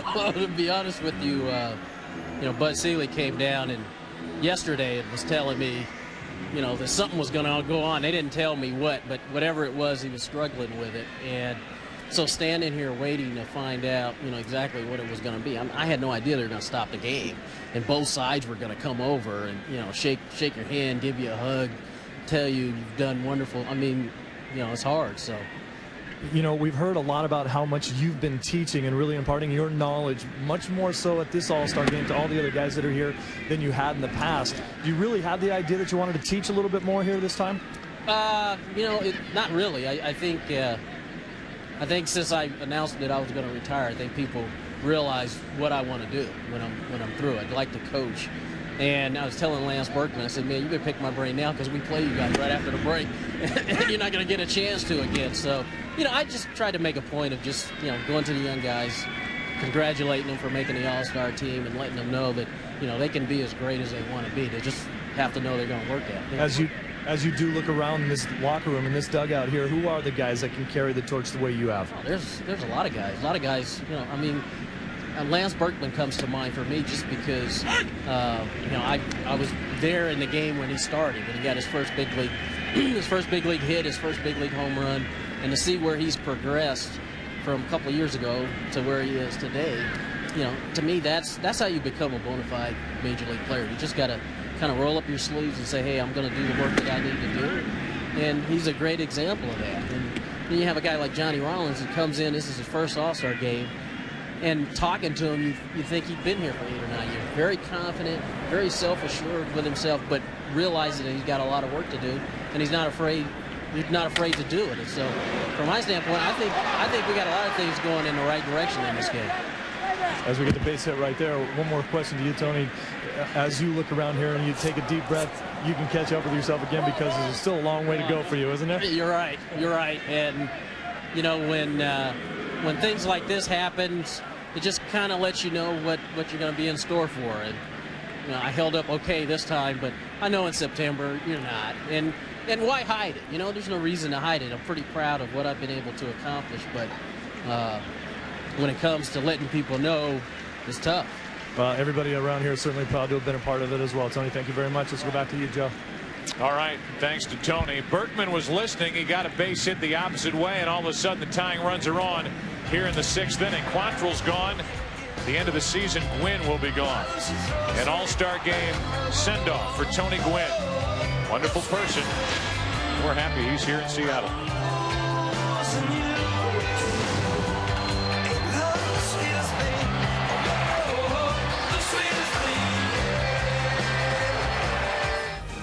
There is Dale Earnhardt Jr. What a year it has been for Junior, for the entire racing world. Dale losing his father at the Daytona 500, and Dale coming off a victory in Daytona this past weekend. Driving the number 8 Budweiser car as Klesko hits it off the end of the bat. Gets the sacrifice fly into center as he takes the first pitch from Mike Stanton and puts the National League on the board. A leadoff double by Kent, and he scores on a sac fly by Klesko here in the 6th inning, and the lead has been cut in half. Mike Stanton, of course, of the Yankees, one of the 6 players selected, and perhaps the most zealous in accepting the role given to him by Joe Torre. His first All-Star selection, and he said that being selected on the All-Star team was the one thing that could make him lose his appetite. Well, you're looking at as valuable a player as the Yankees have, and I mean anybody on that team. He's the most underrated reliever in baseball in my view. Mike Stanton. Definitely deserving of this all-star appearance, as is Vladimir Guerrero, one of the game's best young players. He has done things before the age of 25 that few have ever even dreamed of. 1 ball, 1 strike. This guy's got a big strike zone, his own big strike zone. He is signed through 2003. At some point, if it's not Montreal, somebody's going to get their hands on one of the most special players to come along in a long time. If Montreal is still around in 2003. Runner at first, 2 out. And 1 ball, 2 strikes on Vladimir Guerrero, who's batting for Barry Bonds. Hall of Fame starts, 300 average, 30 home runs, 100 RBIs, 3 consecutive seasons doing that under the age of 25. Joining Ted Williams, Joe DiMaggio, and Jimmy Fox. A Hall of Fame list. He's replacing a Hall of Famer here in the 6th inning. Bonds done for the rest of the night as Guerrero spoils the pitch, flies it down the right field line, and it slices foul and goes out of play. And that's an example of Guerrero in that strike zone. His arms are very, very long for a man who is 6'3". Watch him reach off the plate and make contact on the fat part of the bat. We got one question after another about the supposed new strike zone for this season. He got the questions in spring training. He said, I don't care where they call strikes. What do I care? Exactly. I see it and I swing at it. Alex Rodriguez talking to his former manager Lou Piniella.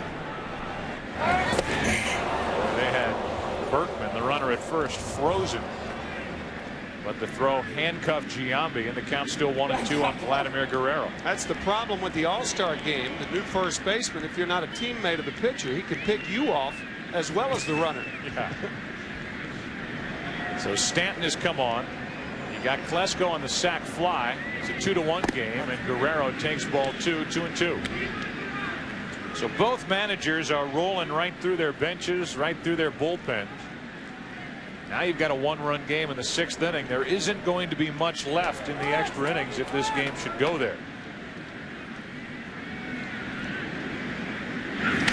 Oh, shattered bat, and it catches Tommy Lasorda, who's coaching in the third base coach's box. He pops right back up, and he's all right.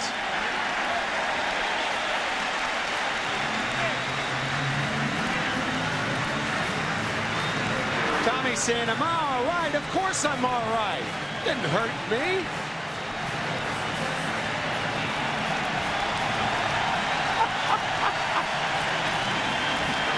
Tommy landing right on his gold medal. Tommy Lasorda here. An invitation from Bobby Valentine. And he managed the gold medal winning team at the recent Summer Olympics in Australia. He got a 9-8, a 9-8, and a 9-7 from the judges for that rollover. Don Zimmer saying, what's he doing out there? And now that he's out there, why is he not paying attention? But his score, you throw out the lowest and the highest, he gets a 9-8 for this. And thank goodness that he's all right.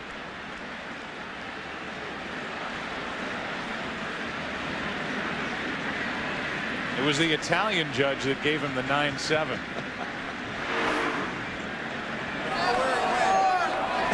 I think we better close those mics down there, as this game has come to a screeching halt. Either they're checking on Lasorda, or Guerrero can't find a batter and needs a new tape job on his fingers. Oh, sometimes that bat was broken so far down on the handle that I think Guerrero could have cut his fingers. He is left with a stake in his hands. And perhaps he ended up injuring his fingers. I wouldn't imagine seriously. And he's being taped up by the trainer. And thankful that Tommy's all right. All right.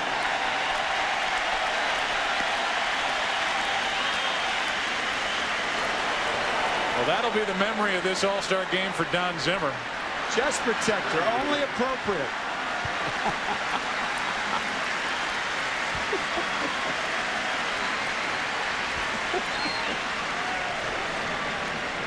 Oh, one serious and one, and again, thank goodness, comical moment, certainly to remember here in the first 5+ innings in Seattle. Now, Tommy Lasorda and his best friend's son, Mike Piazza, have come dangerously close to being injured by a shattered bat.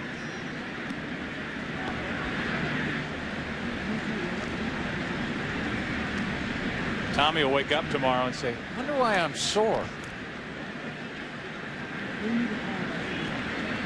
They'll be reminded on every highlight show now until the end of time. The dugout wizard, Johnny Bench's baseball bunch.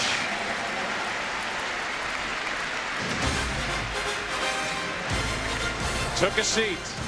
He's okay. The game continues. Bottom of the 6th. It's a 1-run game.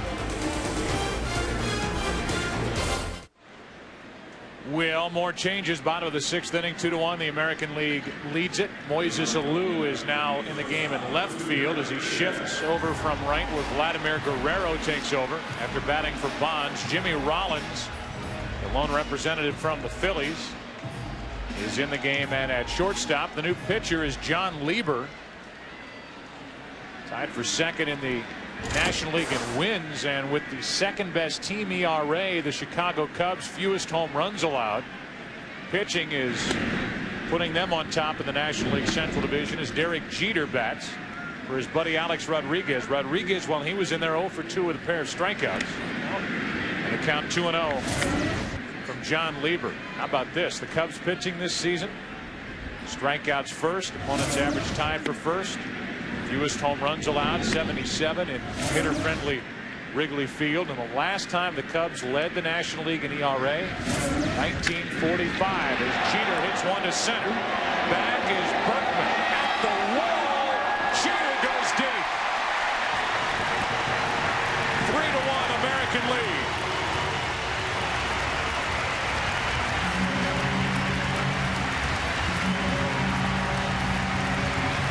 Last year's All-Star Game MVP in his first at-bat in 2001 hits it to the deepest part of the park. Also the most valuable player in the World Series last year, and American League pitchers do not like the fact that Derek Jeter is heating up for the Yankees. I mean, deep to center field. This is one of the tougher ballparks in the major leagues to hit a ball out of.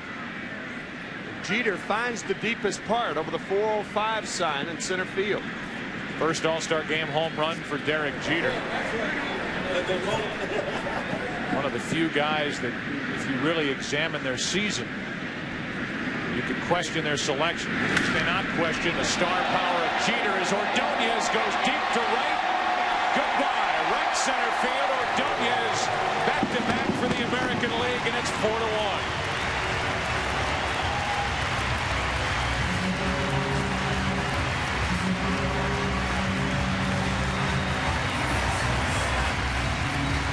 So after detailing that the Cubs pitching staff has allowed the fewest home runs in the league, Jeter and Ordonez go back-to-back.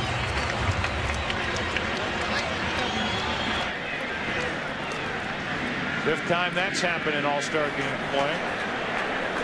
And now Roberto Alomar, the American League's leading hitter, representing the Cleveland Indians, hitting .358, digs in as he bats for Brett Boone.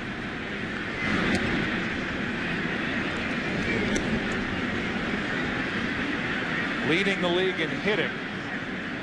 The Indians have not had a player lead the American League in hitting for 46 years as Alou takes one away out in left field, and we go down to the National League dugout. Thankfully, a healthy Tommy Lasorda standing by with Steve Lyons. That's right, guys. And Tommy, you're no stranger to that third base box down there, but boy, what was going on out there? Well, you know, I've coached third base many, many years, never been hit. But I was watching the ball. I saw the ball go, and I'm supposed to keep my eye on that ball. And when the ball went down there, I never saw that black bat coming at me because I was watching the ball.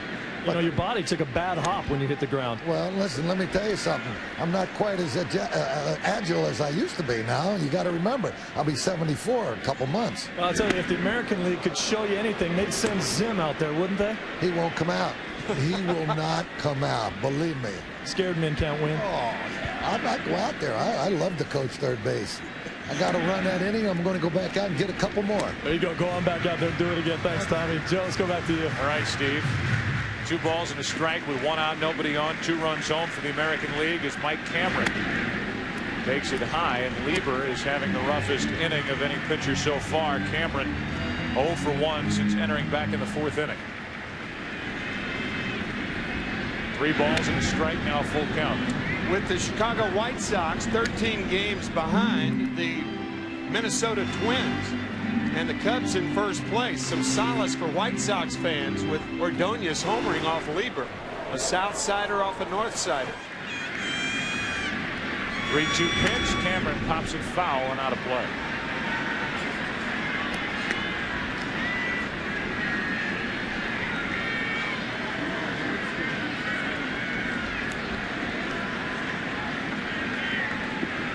Three balls, 2 strikes.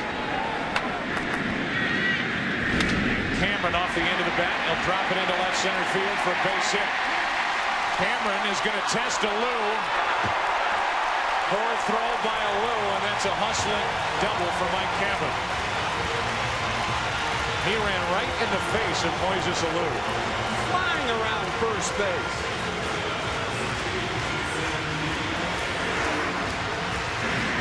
Breezes over the bag, running hard all the way, giving himself a chance to take the extra base. Wide throw because it's a hurried throw. American League bench likes the hustle. And that puts a runner in scoring position. Cameron at second with 1 out for Jason Giambi, his first at bat. And it is going to be really interesting to see where Jason Giambi ends this season. Will it be wearing that uniform? Or will it be wearing the uniform of Yankees, or Braves, or some other team that needs to add a bat? All teams seem to be interested, the big market, big money teams, and Jason Giambi could certainly make the difference on one of those clubs down the stretch into the postseason. 2 balls, no strikes. And that is not to say that the Oakland Athletics will not reach the postseason. The Athletics sweeping the Arizona Diamondbacks over the weekend, giving up only 2 runs to Bob Brenly's group. 2 balls, no strikes. Brenly said after that series, if we played a 4th game, we'd probably face Koufax.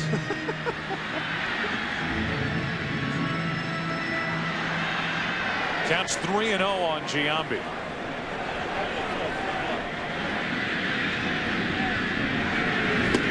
That's on the outside corner, 3-1. The report is that Fred McGriff has been traded to the Chicago Cubs today from the Tampa Bay Devil Rays. The hang-up is McGriff has a no-trade clause, and we understand needs to get worked through. To the left side, and Rollins shows off that good arm. Giambi's gone. He grounds out 6-3, and Cameron's at third, 2 out. So if the Cubs pick up McGriff, McGriff seemed to be at least an option for the Atlanta Braves at first base. Galarraga's still out there, evidently, if they want to go get him. And Giambi has got to be at the top of the list if they can figure out a way to make a trade with Oakland, if indeed Oakland wants to give up Jason Giambi. And of course, that's a big if, as Tony Clark from the Detroit Tigers digs in, and he bats for Edgar Martinez, the DH. Comes up empty, strike 1. There are about 3 weeks left before the trading deadline on July 31st. And a lot will be determined about how Oakland plays immediately after the All-Star break as to whether they will be in it in the wild card chase or not. Wear the MLB Authentic Collection All-Star Game 2001 Workout Day jersey of your favorite Major League Baseball All-Star. Order now at MLB.com. 0-2. Clark takes the ball. Here's another guy that is evidently out there if some team wants him. Tigers struggling again this season. Now he's got a bad back, trying to fight his way through that. Out in front. The count stays 1 ball, 2 strikes. Tony must feel like he's home. His brother Greg plays basketball for the University of Washington. He's a Husky forward, literally. Runner at third, 2 out, a ball and 2 strikes on Clark. Lieber is finally through the 6th inning. But he doesn't get through the 6th inning before Derek Jeter in his first at bat and Ordonez in his second. They go back to back. It's 4-1 AL. Back after this from your local Fox station. New pitcher for the American League is Jeff Nelson, former Yankee, back with the Seattle Mariners, and a big part of their success out of the bullpen. Nelson takes over for Stanton, who went 2/3 of an inning. Nothing new for him. Got 2 outs, all zeros for Stanton.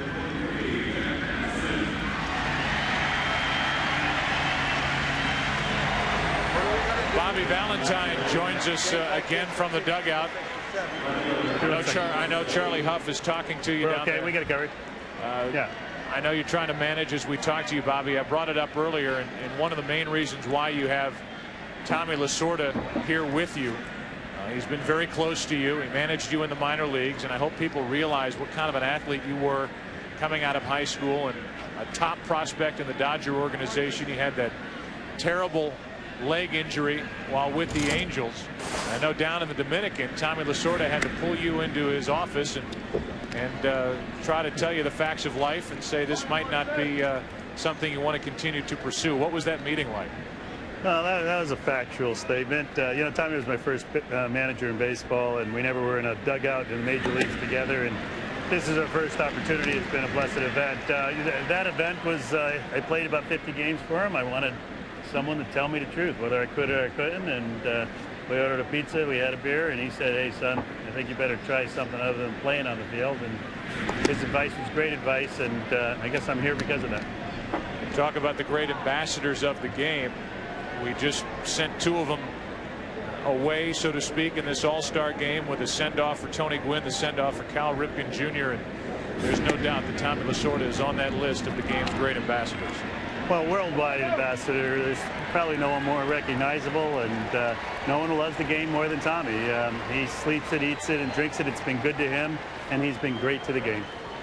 Cliff Floyd is on deck, Bobby Valentine, and that was the center of a storm prior to this all-star game. What have you said to Cliff Floyd, and what's gone on between the 2 of you since he got here to Seattle? Well, it's a shame that was the center when so many great things are going on. And I said to him the same thing that I said to him in a phone call, how much I respect his ability and, you know, how much I've always pulled for him, and I wanted him to do well. He's finally healthy and he's doing well. And if he misunderstood anything that was in that phone call, then that's regretful, but I'm always pulling for him. The phone call was a personal human thing to tell him that it wasn't personal if he didn't make it.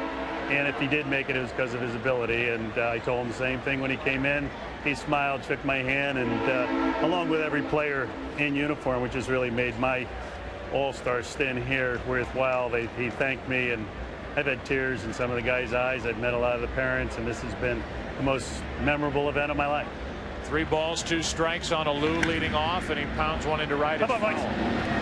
Bobby, one more question, then we'll let you go. You sat in your office before the World Series, I think it was Game 3 last year, and you told Tim and myself about Ichiro. You said this guy's one of the 5 best players in the world right now. I know you are not surprised at how Ichiro is taken to this game here with the Seattle Mariners.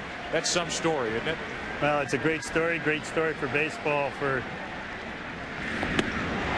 his country, and everything that they stand for as far as baseball is concerned. And he's ignited the Mariners, no doubt about that. You managed over in Japan. Tell me this as we look at video highlights of you managing over in Japan. One case could be made that Ichiro coming here signifies a major step for baseball players in the Japanese leagues. On the other hand, you manage a guy, Shinjo, with the New York Mets. who was a good ball player in Japan, certainly not a terrific ball player or a superstar in Japan. What does his success mean to the players over there? You would have to believe some say, well, if Shinjo can go over there and be a big part of the Mets and be a weapon for them, I know I can, and this might open the floodgates, so to speak. Well, I think that his athletic ability has allowed him to improve every step of the way here in the first 3 months of the season, and I think there's a lot of other very good baseball players with the same kind of athleticism who could come here and make an impact on a team. Bobby, thanks for your time. We'll let you watch Cliff Floyd. Come on, Clifford. 1 out, nobody on, no balls, 2 strikes. Floyd with a huge swing. Tim, this is a guy that definitely deserves to be here, Cliff Floyd. Bobby mentioned that injury. Cliff, when he was a first baseman for the Montreal Expos, was run into by Todd Hundley, who was then the catcher for the New York Mets. Compound fracture of his wrist, his left wrist. Everybody thought that he was through with baseball. That's how serious the injury was, and he has flourished in South Florida. 1 out, nobody on, no balls, 2 strikes, and that's a flare into center for Bernie Williams. 2 out. That'll bring in Albert Pujols, and this is one of the truly amazing stories of Major League Baseball this season. It's only been 1 year. This time last year, this guy was playing in the All-Star game, the single-A level, playing for Peoria. Got all the way up to Triple-A with Memphis. Was a star for them in the postseason last year, and he has been sensational for the St. Louis Cardinals. One of the really few bright spots for the Cardinals the first half of the season. He is one of the most disciplined hitters to come to the big league level in a long time. Very good 2-strike hitter. Can play a number of positions, and he is strong. 21 years old. Basically a full year at single-A last year. Goes to spring training. Continued to impress Tony La Russa day after day in Jupiter, Florida. And he made the team. And he's not only made the team, he's made the All-Star team as he takes a strike, and he's facing a tough one in Nelson. 1 ball, 2 strikes.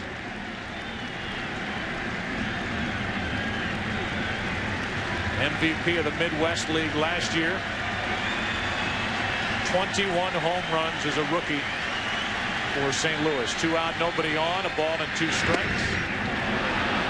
2-2.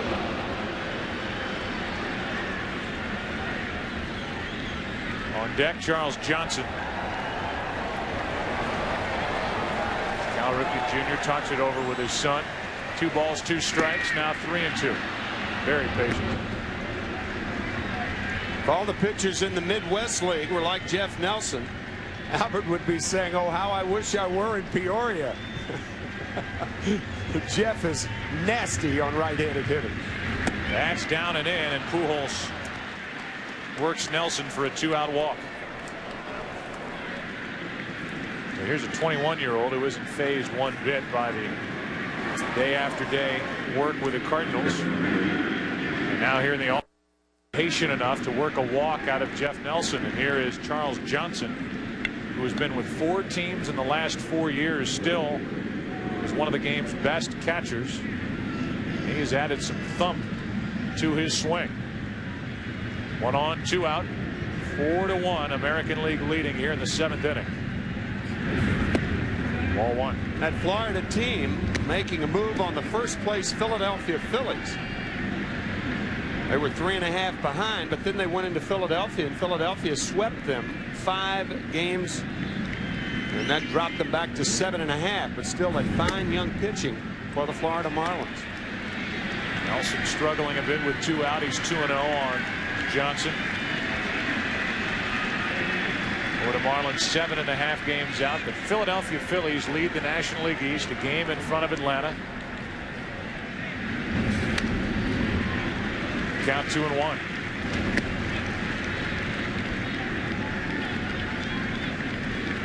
Cal Ripken getting a chance to share these moments with his son. Shaking hands with Ripken in the clubhouse before the game. Mind you just how big this guy is, how strong he is. Johnson, that's a typical swing against Nelson. The count 2-2.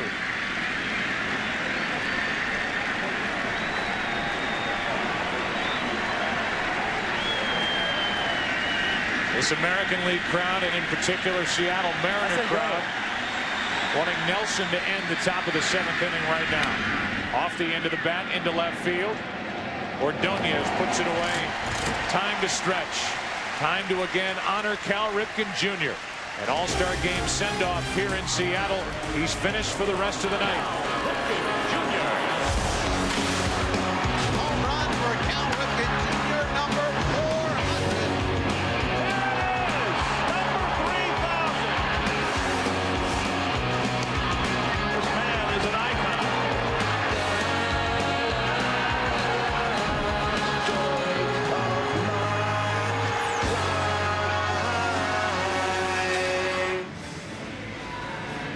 A look at Puget Sound here in the Pacific Northwest. The Emerald City, and this jewel has been shining all year, and in particular this week. Let's go down to Kevin Kennedy. Kevin?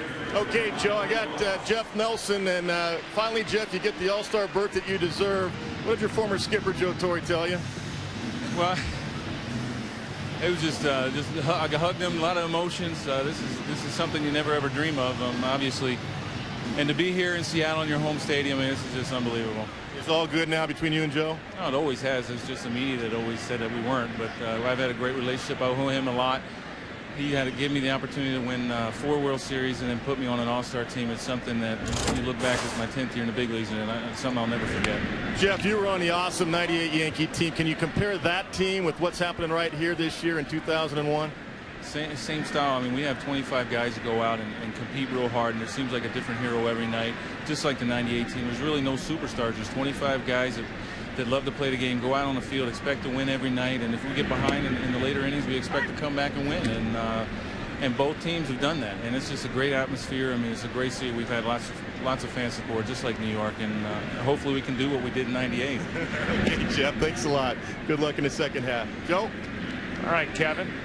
Troy Glass at the plate as Matt Morris takes over for the National League. Lieber went 1 inning, allowed 2 runs on the back-to-back home runs, and Glass pops it into center. Lance Burton. Leadoff man is gone, and a good start to the 7th inning for Matt Morris. Here's tonight's game summary brought to you by Original Coors. Middle inning scoring after that home run by Ripken back in the 3rd inning. 3 home runs in tonight's game for the American League. Jeter, Ordonez, and Ripken. 5th time in All-Star history that players have gone back-to-back. Don Rodriguez, a 2-out RBI single in the 5th. Klesko, a sac fly for the only National League run. Fleming started this game, went 2 innings, and allowed nada. Here's Jorge Posada as Matt Morris deals, and Posada hits it to deep center. Berkman back on the run, won't get there. Extra bases for Posada, and he's content with a 1-out double. And he wants the ball, and I don't blame him. You can hear him in the background saying, "Can I have that ball?" Derek Jeter was the best man in Posada's wedding. Down in Puerto Rico, they're the best of friends.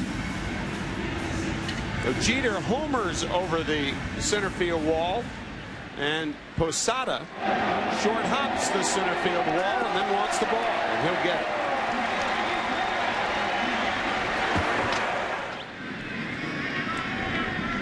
And now another Yankee, Bernie Williams, digs in. Nobody hotter right now in the American League than Bernie Williams.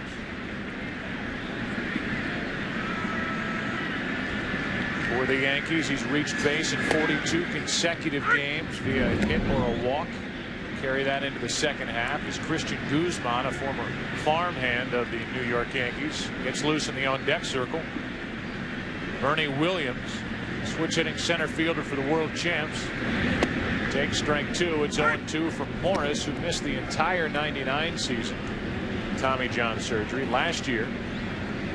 Pitched out of the bullpen for Tony La Russa. This year, he's one of the National League's top starters. Throws harder now than he did before the surgery. It's remarkable. He's not an exception either. To the right side, Kent. Good play to his right. Good throw this time, and a terrific play from Jeff Kent. 2 out. Fine play by Kent. The second play that Jeff has had like this afternoon. The first one was an overthrow, but he finds the target here. Nicely done. So in the bottom of the 7th, it's a runner at third, 2 out, and Christian Guzman, good player on that carpet in Minnesota. The first place Minnesota Twins digs in, part of the Knobloch trade, along with another All-Star, Eric Milton, who at this point is not scheduled to pitch in tonight's game unless you get into extra innings, according to Joe Torre. That's a strike on the outside corner from Morris.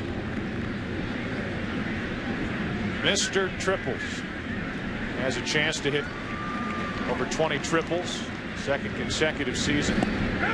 Tried to hold up, and he's in the hole 0-2. 13 triples so far this season, and 33 over the last 2. Shot at third, 2 out. And Johnson hangs on to the foul tip. That ends the inning, and a scoreless inning for Matt Morris. We are through 7 here in Seattle. 8th inning now. National League bats. They trail by 3. All-Star game without a doubt. A game for the kids. So many in attendance here tonight, including a couple down in the National League dugout. A couple who have a chance to be future All-Stars. Here's Steve Lyons. It's not just the All-Stars, dads that have so much fun here, the kids too. I've got Garrick Schilling here and Nikolai Bonds. And Garrick, you having a good time here tonight? Yeah. Yeah, you are. And your dad didn't pitch, though. Is that okay with you? Yeah. And you know, your dad, everybody keeps talking about how many home runs is he going to hit? Is he going to break the record? Do you think he's going to break the record? He could if he tries. Oh, you think he's going to try, though, don't you? Yeah. You having a good time? Yes. All right, one more question for you. Could your dad beat up his dad? Just kidding. All right, Joe. Let's go Steve. back to you guys. Thank you. Thanks to those 2 young ones, and these major leaguers certainly do not waste this opportunity as Guzman takes over at short after batting for Jeter. They bring their kids. They make it a family event. The All-Star game, and this guy has been downright nasty. Troy Percival, who may be the best in the game right now. Hello. Phil Nevin, welcome to the All-Star game. You just got a 98-mile-an-hour fastball at your letters. Phil thinking, well, I've had to wait 7 innings for this. Oh. Percival can hit 100 miles per hour on the radar gun. He's got a breaking ball that he's getting over the plate, and after having 4 years where his ERA went up every year, his ERA is under 1, and he has been virtually unhittable. 0.84 ERA. As Nevin flies one into right center, it slices to Cameron. One away, and let's go back down to the dugout in Kevin Kennedy. Okay, John, with another one of those great shortstops in baseball. Younger than I thought. I thought he was 26 years old. What'd you tell me? 21. I just turned 21. 21 and 4 World Series rings, Derek. How do you keep going? What more is there for you? A lot of guys played this game for years and never even got to the World Series. Well, we want to continue to win. You know, that's our biggest goal. We don't really focus on what we've done in the past because we want to continue to win. And you get spoiled when you win in New York City, so hopefully we can get another shot at it. Are your parents here tonight? Yeah, are they the ones that keep you so grounded, or what? They get on you once in a while? They make sure you don't come home with a big head, otherwise you can't go home. Okay, all right, Derek. Thanks a lot. Just hit a home run and get out, you know. I know they got to let the young guys take over. I'm getting too old now. All right, thanks a lot. Joe, back upstairs. All right, Kevin, thanks. Jimmy Rollins is the hitter. Jimmy Rollins, who has done nothing but impress in his rookie season, catching everything at shortstop for Larry Bowa's team, stealing bases, getting hits, popping home runs. Switch hitter. He is a good young player. He has been the most valuable Philly for Larry Bowa's bunch. Philly's game in front of the Atlanta Braves. Jimmy is from Oakland, and his idol growing up, Ricky Henderson. And Jimmy was the shortstop when Ricky Henderson broke Babe Ruth's record earlier this year in San Diego. What a thrill that was. Rollins a little late on a 97-mile-per-hour fastball. It's 3-2. Rollins has stolen 23 consecutive bases to break the Phillies record previously held by his manager Larry Bowa, and he works a one-out walk out of Troy Percival here in the 8th inning. That's something Percival has kept to a minimum this season. Weeknights at 11:30 on Fox Sports Net. It's The Last Word with Jim Rome, television's only brutally honest sports commentary. One of the most opinionated figures in the business. Tonight, Jim is right here in Seattle, where he will sit down with Major League Baseball Commissioner Bud Selig to discuss the first half of the season and the future of baseball. Last Word with Jim Rome tonight, 11:30 p.m. only on Fox Sports Net. 1 on, 1 out. Berkman takes it high for ball 1. So Bud Selig will be the guest. A lot to talk about. Traction. Status of the new agreement. There is going to be a new agreement between the sides. Rollins is running. Berkman comes up empty, and Jimmy Rollins steals another. 1 ball, 1 strike on Berkman as Rollins got a great jump. He has been getting a lot of great jumps lately. You mentioned the 23 stolen bases in a row. That's from the second base umpire cam. Gives you a little belated view of that slide. That's Jim Joyce, who's got the camera on the bill of his cap. A squirter to third. Gloss picks it up. He's got a great arm. He shows it there. 2 out. Joe, our thanks to Donald Fair and Gene Orza for cooperating, and I mean cooperating in a terrific way, and having the players mic'd, having both managers mic'd, Joe Torre, Bobby Valentine, trying to bring you folks at home a little bit different flavor from the All-Star game. Certainly not just those in charge, but those who are actually doing it. Bobby Valentine, Joe Torre.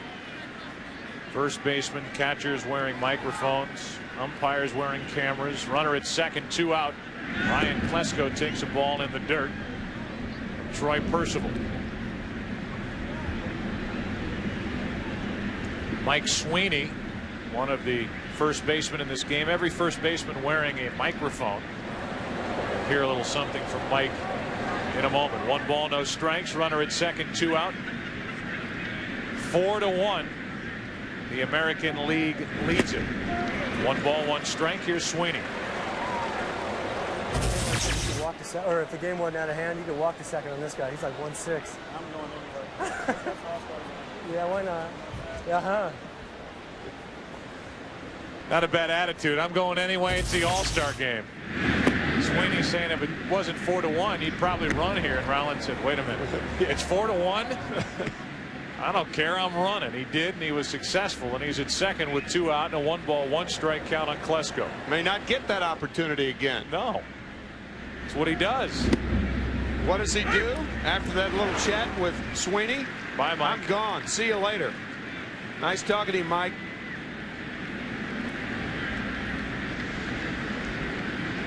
Hand first. The dangerous hand first slide into second base. An awkward slide by Rafael Furcal this past week, and the Braves have lost their talented shortstop and their big speed threat at the top of their lineup. It wasn't hand first. There was an odd feet first slide where he said he left the ground too late. He ended up dislocating his left shoulder. He had surgery on it, and he is lost for the year. The Braves cannot replace him. Klesko is gone as Percival just flat out blew it right by him. The National Leaguers are down in the 8th. They're down in the game 4-1 as this game goes to the bottom of inning number 8 in Seattle. Down below, 72nd Major League Baseball All-Star Game. There have certainly been many highlights so far tonight. Sasaki, part of the international flavor of this game. Ichiro, Alex Rodriguez's idea to move Ripken to short to start the game. Piazza against Clemens, harmless fly ball. Ripken with a home run back in the 3rd inning. His second All-Star Game home run. They stopped the game. Honored Cal Ripken Jr., Tony Gwynn, 2 class acts. And of course, Tommy Lasorda getting hit by the broken bat. Thankfully okay. Getting good natured ribbing here at the ballpark as they've replayed that, I think, 15 times on the stadium scoreboard. As the changes are, Nevin is into the game at 3rd base. Albert Pujols, Tony La Russa just gave a big gulp wherever he's watching this game, saying they got my kid at second base. He's played just about everywhere else so far this season, and Jeff Shaw's on the mound. Maglio Ordonez takes it high, and the count even 1-1.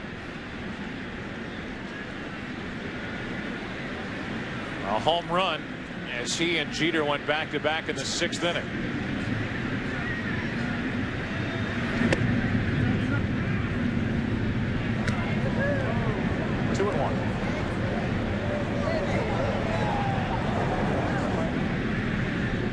Jeff Shaw, the closer for the Dodgers, 24 saves and 27 opportunities. Pitching the 8th to the American League. Alomar will follow Ordonez, and that'll happen right now. The pitch was up, and Maglio hit it into left center field for a leadoff single. They're dancing in the streets of Córdoba, Venezuela. During that game down there, it's about 4 hours from Caracas, the capital of Venezuela. Roberto Alomar stands in. Former All-Star Game most valuable player. He bats with 1 on and nobody out. And that's blown by him 92 miles an hour. Alomar is proving at the age of 33 that he can still disrupt and take over a game. He's stealing bases, 17 steals. League's leading hitter. As good a defensive second baseman as we'll find in the game now, or maybe ever, as he flies one to center for Berkman. And it's 1 on, 1 out. This week at 12:30 Eastern and Pacific, interleague action returns to Fox, when Manny Ramirez and the Red Sox take on Piazza and the Mets. Major League home run leader Barry Bonds leads the Giants against Ichiro and the Mariners. Then at 8 p.m. Eastern, 5 Pacific on FX, catch a special sports telecast as they show you what baseball broadcasts of the future will look like. They bring you the Padres against the Astros on a special turn forward the clock edition on FX Saturday Baseball. Jeff Shaw is finished. He faced 2 hitters with 1 on, 1 out because the National League is trailing and there may not be a bottom of the 9th inning. Billy Wagner will enter out of the bullpen. He takes over in the 8th. He'll face Cameron when we come back. Billy Wagner takes over, representing the Houston Astros. Hard-throwing left-handed closer, 19 saves. Back from elbow trouble. Take a look at our Speed Pass in-game box score. Brought to you by Mobile. For the American League, Bernie Williams 0 for 1. Maglio Ordonez, a home run, a single. Mike Cameron, who will bat here, has a double with his 1 hit, 2 at bats. Posada 1 for 1 with a double. Players have come and gone out of that lineup. Cal Ripken Jr. a home run for the first run of the night back in the 3rd inning. And here is Wagner. Here comes Charles Johnson after going back to the dugout for a moment. 1 on, 1 out. Mike Cameron will be the hitter now with Mike Sweeney set to follow him against the left-hander Wagner. Joe, we have talked over the course of this game, as Sweeney waits on deck, about how many pitchers have had arm problems. Matt Morris, Troy Percival, Billy Wagner in the game now. When you throw that hard, eventually it's going to wear down that shoulder or elbow. Arm is not meant to throw 100 miles an hour, and these guys can get it up there with the best of them. Take Billy Wagner, he weighs 175 pounds and yet throws as hard as Troy Percival. And you know better than anybody, Wagner generates a lot of the power with the lower half of his body. Yep. Big legs, big strong legs. He gets a lot of drive as he powders it past Cameron. 1 ball, 1 strike.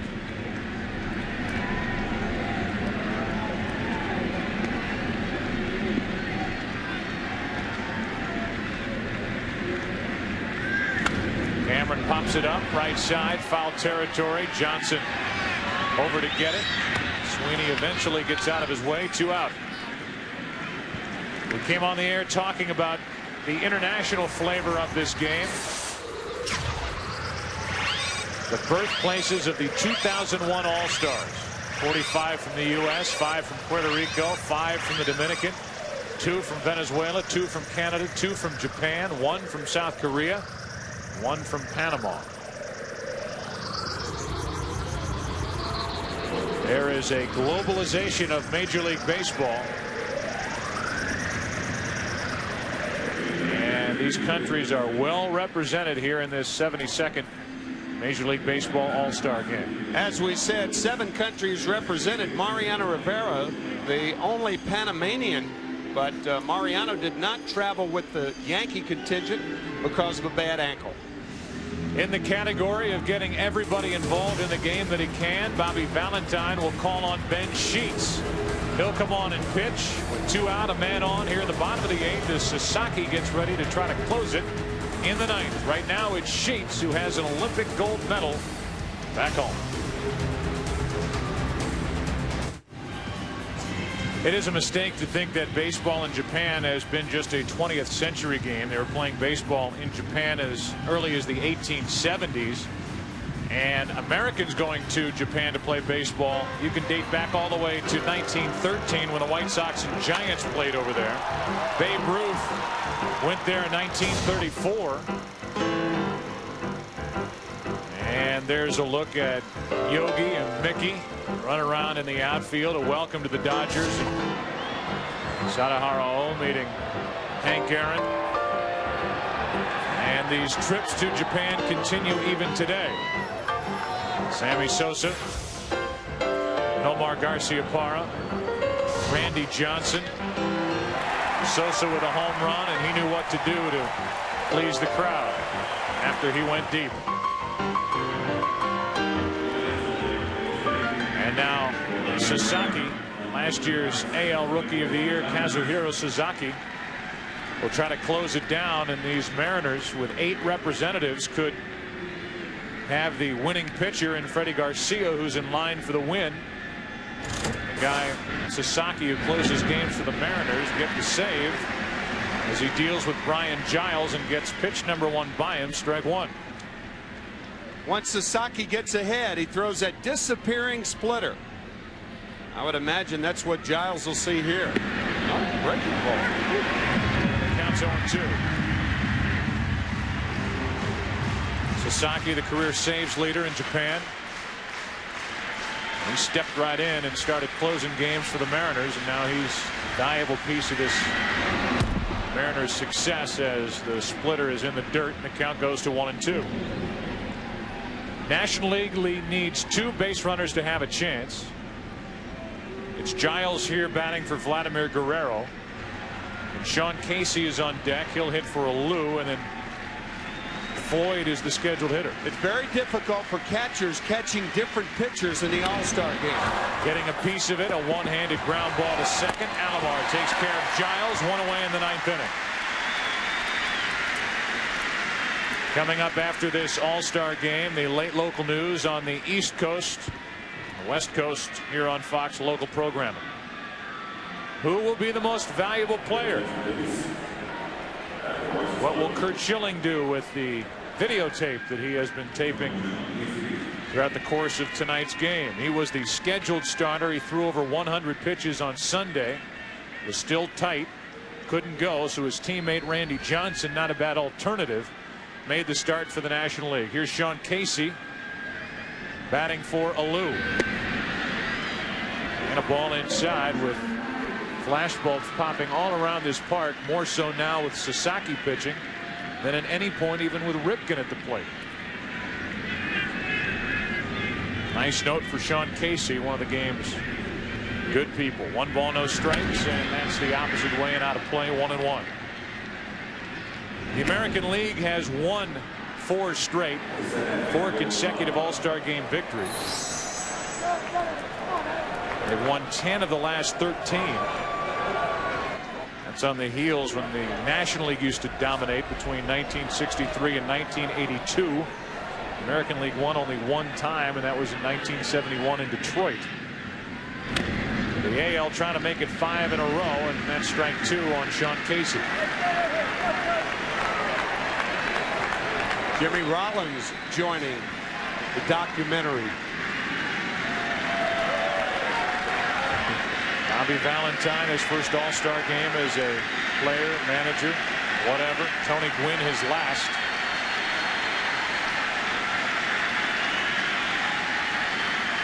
Sasaki looking for out number 2 here in the 9th inning. Sean Casey in his way. 1 ball, 2 strikes. 2-2.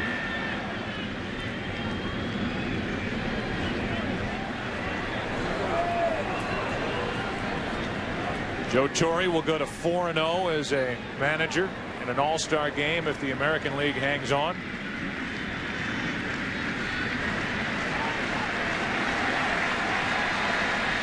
His selections caused a lot of controversy, and here are his all-stars leading 4-1 with 2 out in the 9th. And these proud Seattle fans are happy as Sasaki tries to close it for the American League and help Freddie Garcia, another Mariner, onto the victory. Cliff Floyd, final hope for the National League to extend it. Floyd 0 for 1 since entering back in the 7th.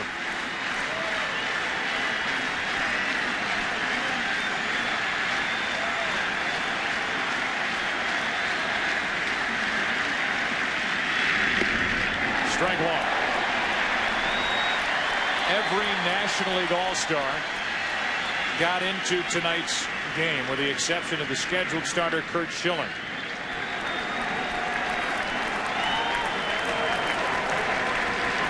Only Milton is left for the American League. Floyd, strike 2. And the American League 1 strike away from a victory here in the 72nd All-Star game.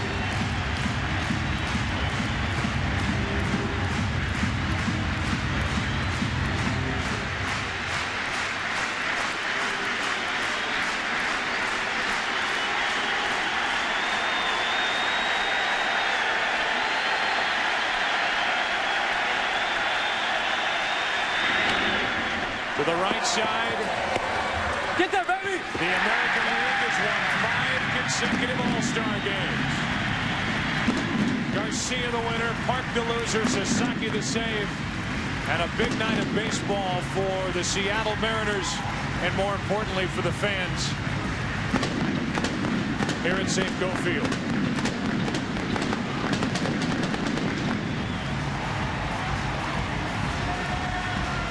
The Rockets started for the American League, and the Rockets are ending it for the American League. Talk about an international flavor to this game. A 2-hour, 48-minute All-Star game. International flavor. Say it again. The winner, Freddie Garcia. The loser, Chan-Ho Park. And the same for Sasaki. Home runs in the game by Ripken, Jeter, Maglio Ordonez. And an RBI with 2 out by Ivan Rodriguez for the American League, accounting for their 4 runs. Kirby Puckett, the honorary captain of the American League team. He'll be headed to Cooperstown. He's a Hall of Famer.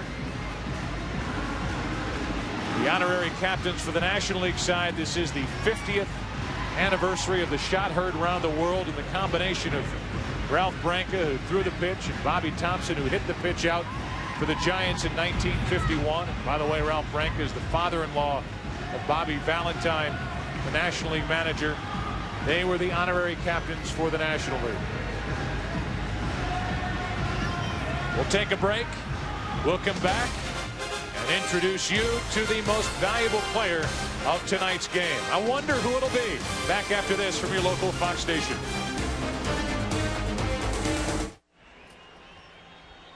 Another look at Puget Sound, a 4-1 win for the American League. And let's go down to the field with Jeannie Zelasco. Jeannie. Joe, thank you very much. Cal Ripken, surrounded by your family and your baseball family here in Seattle.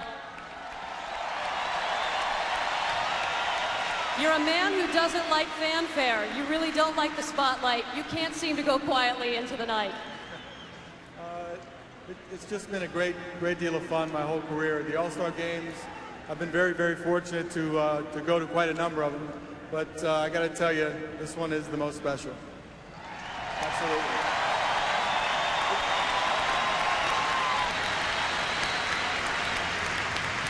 This is a great baseball place.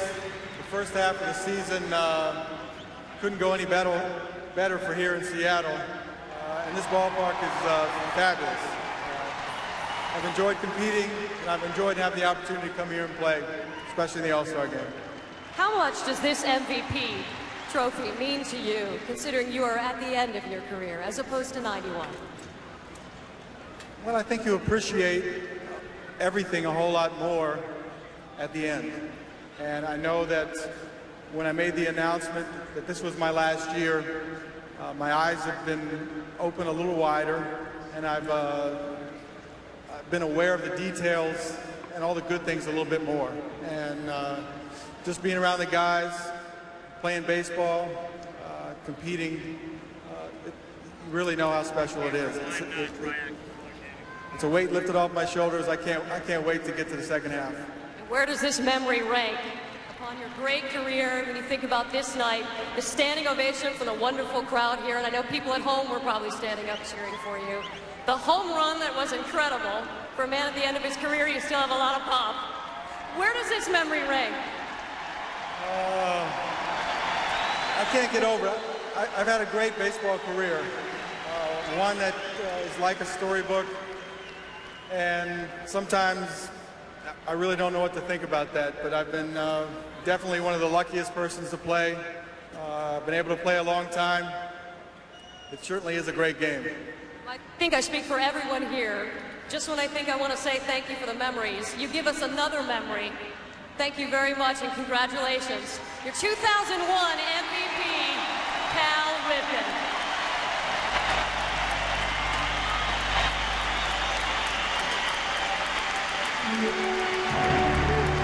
Thank you, Jeannie. Congratulations to Cal Ripken Jr. and to the American League.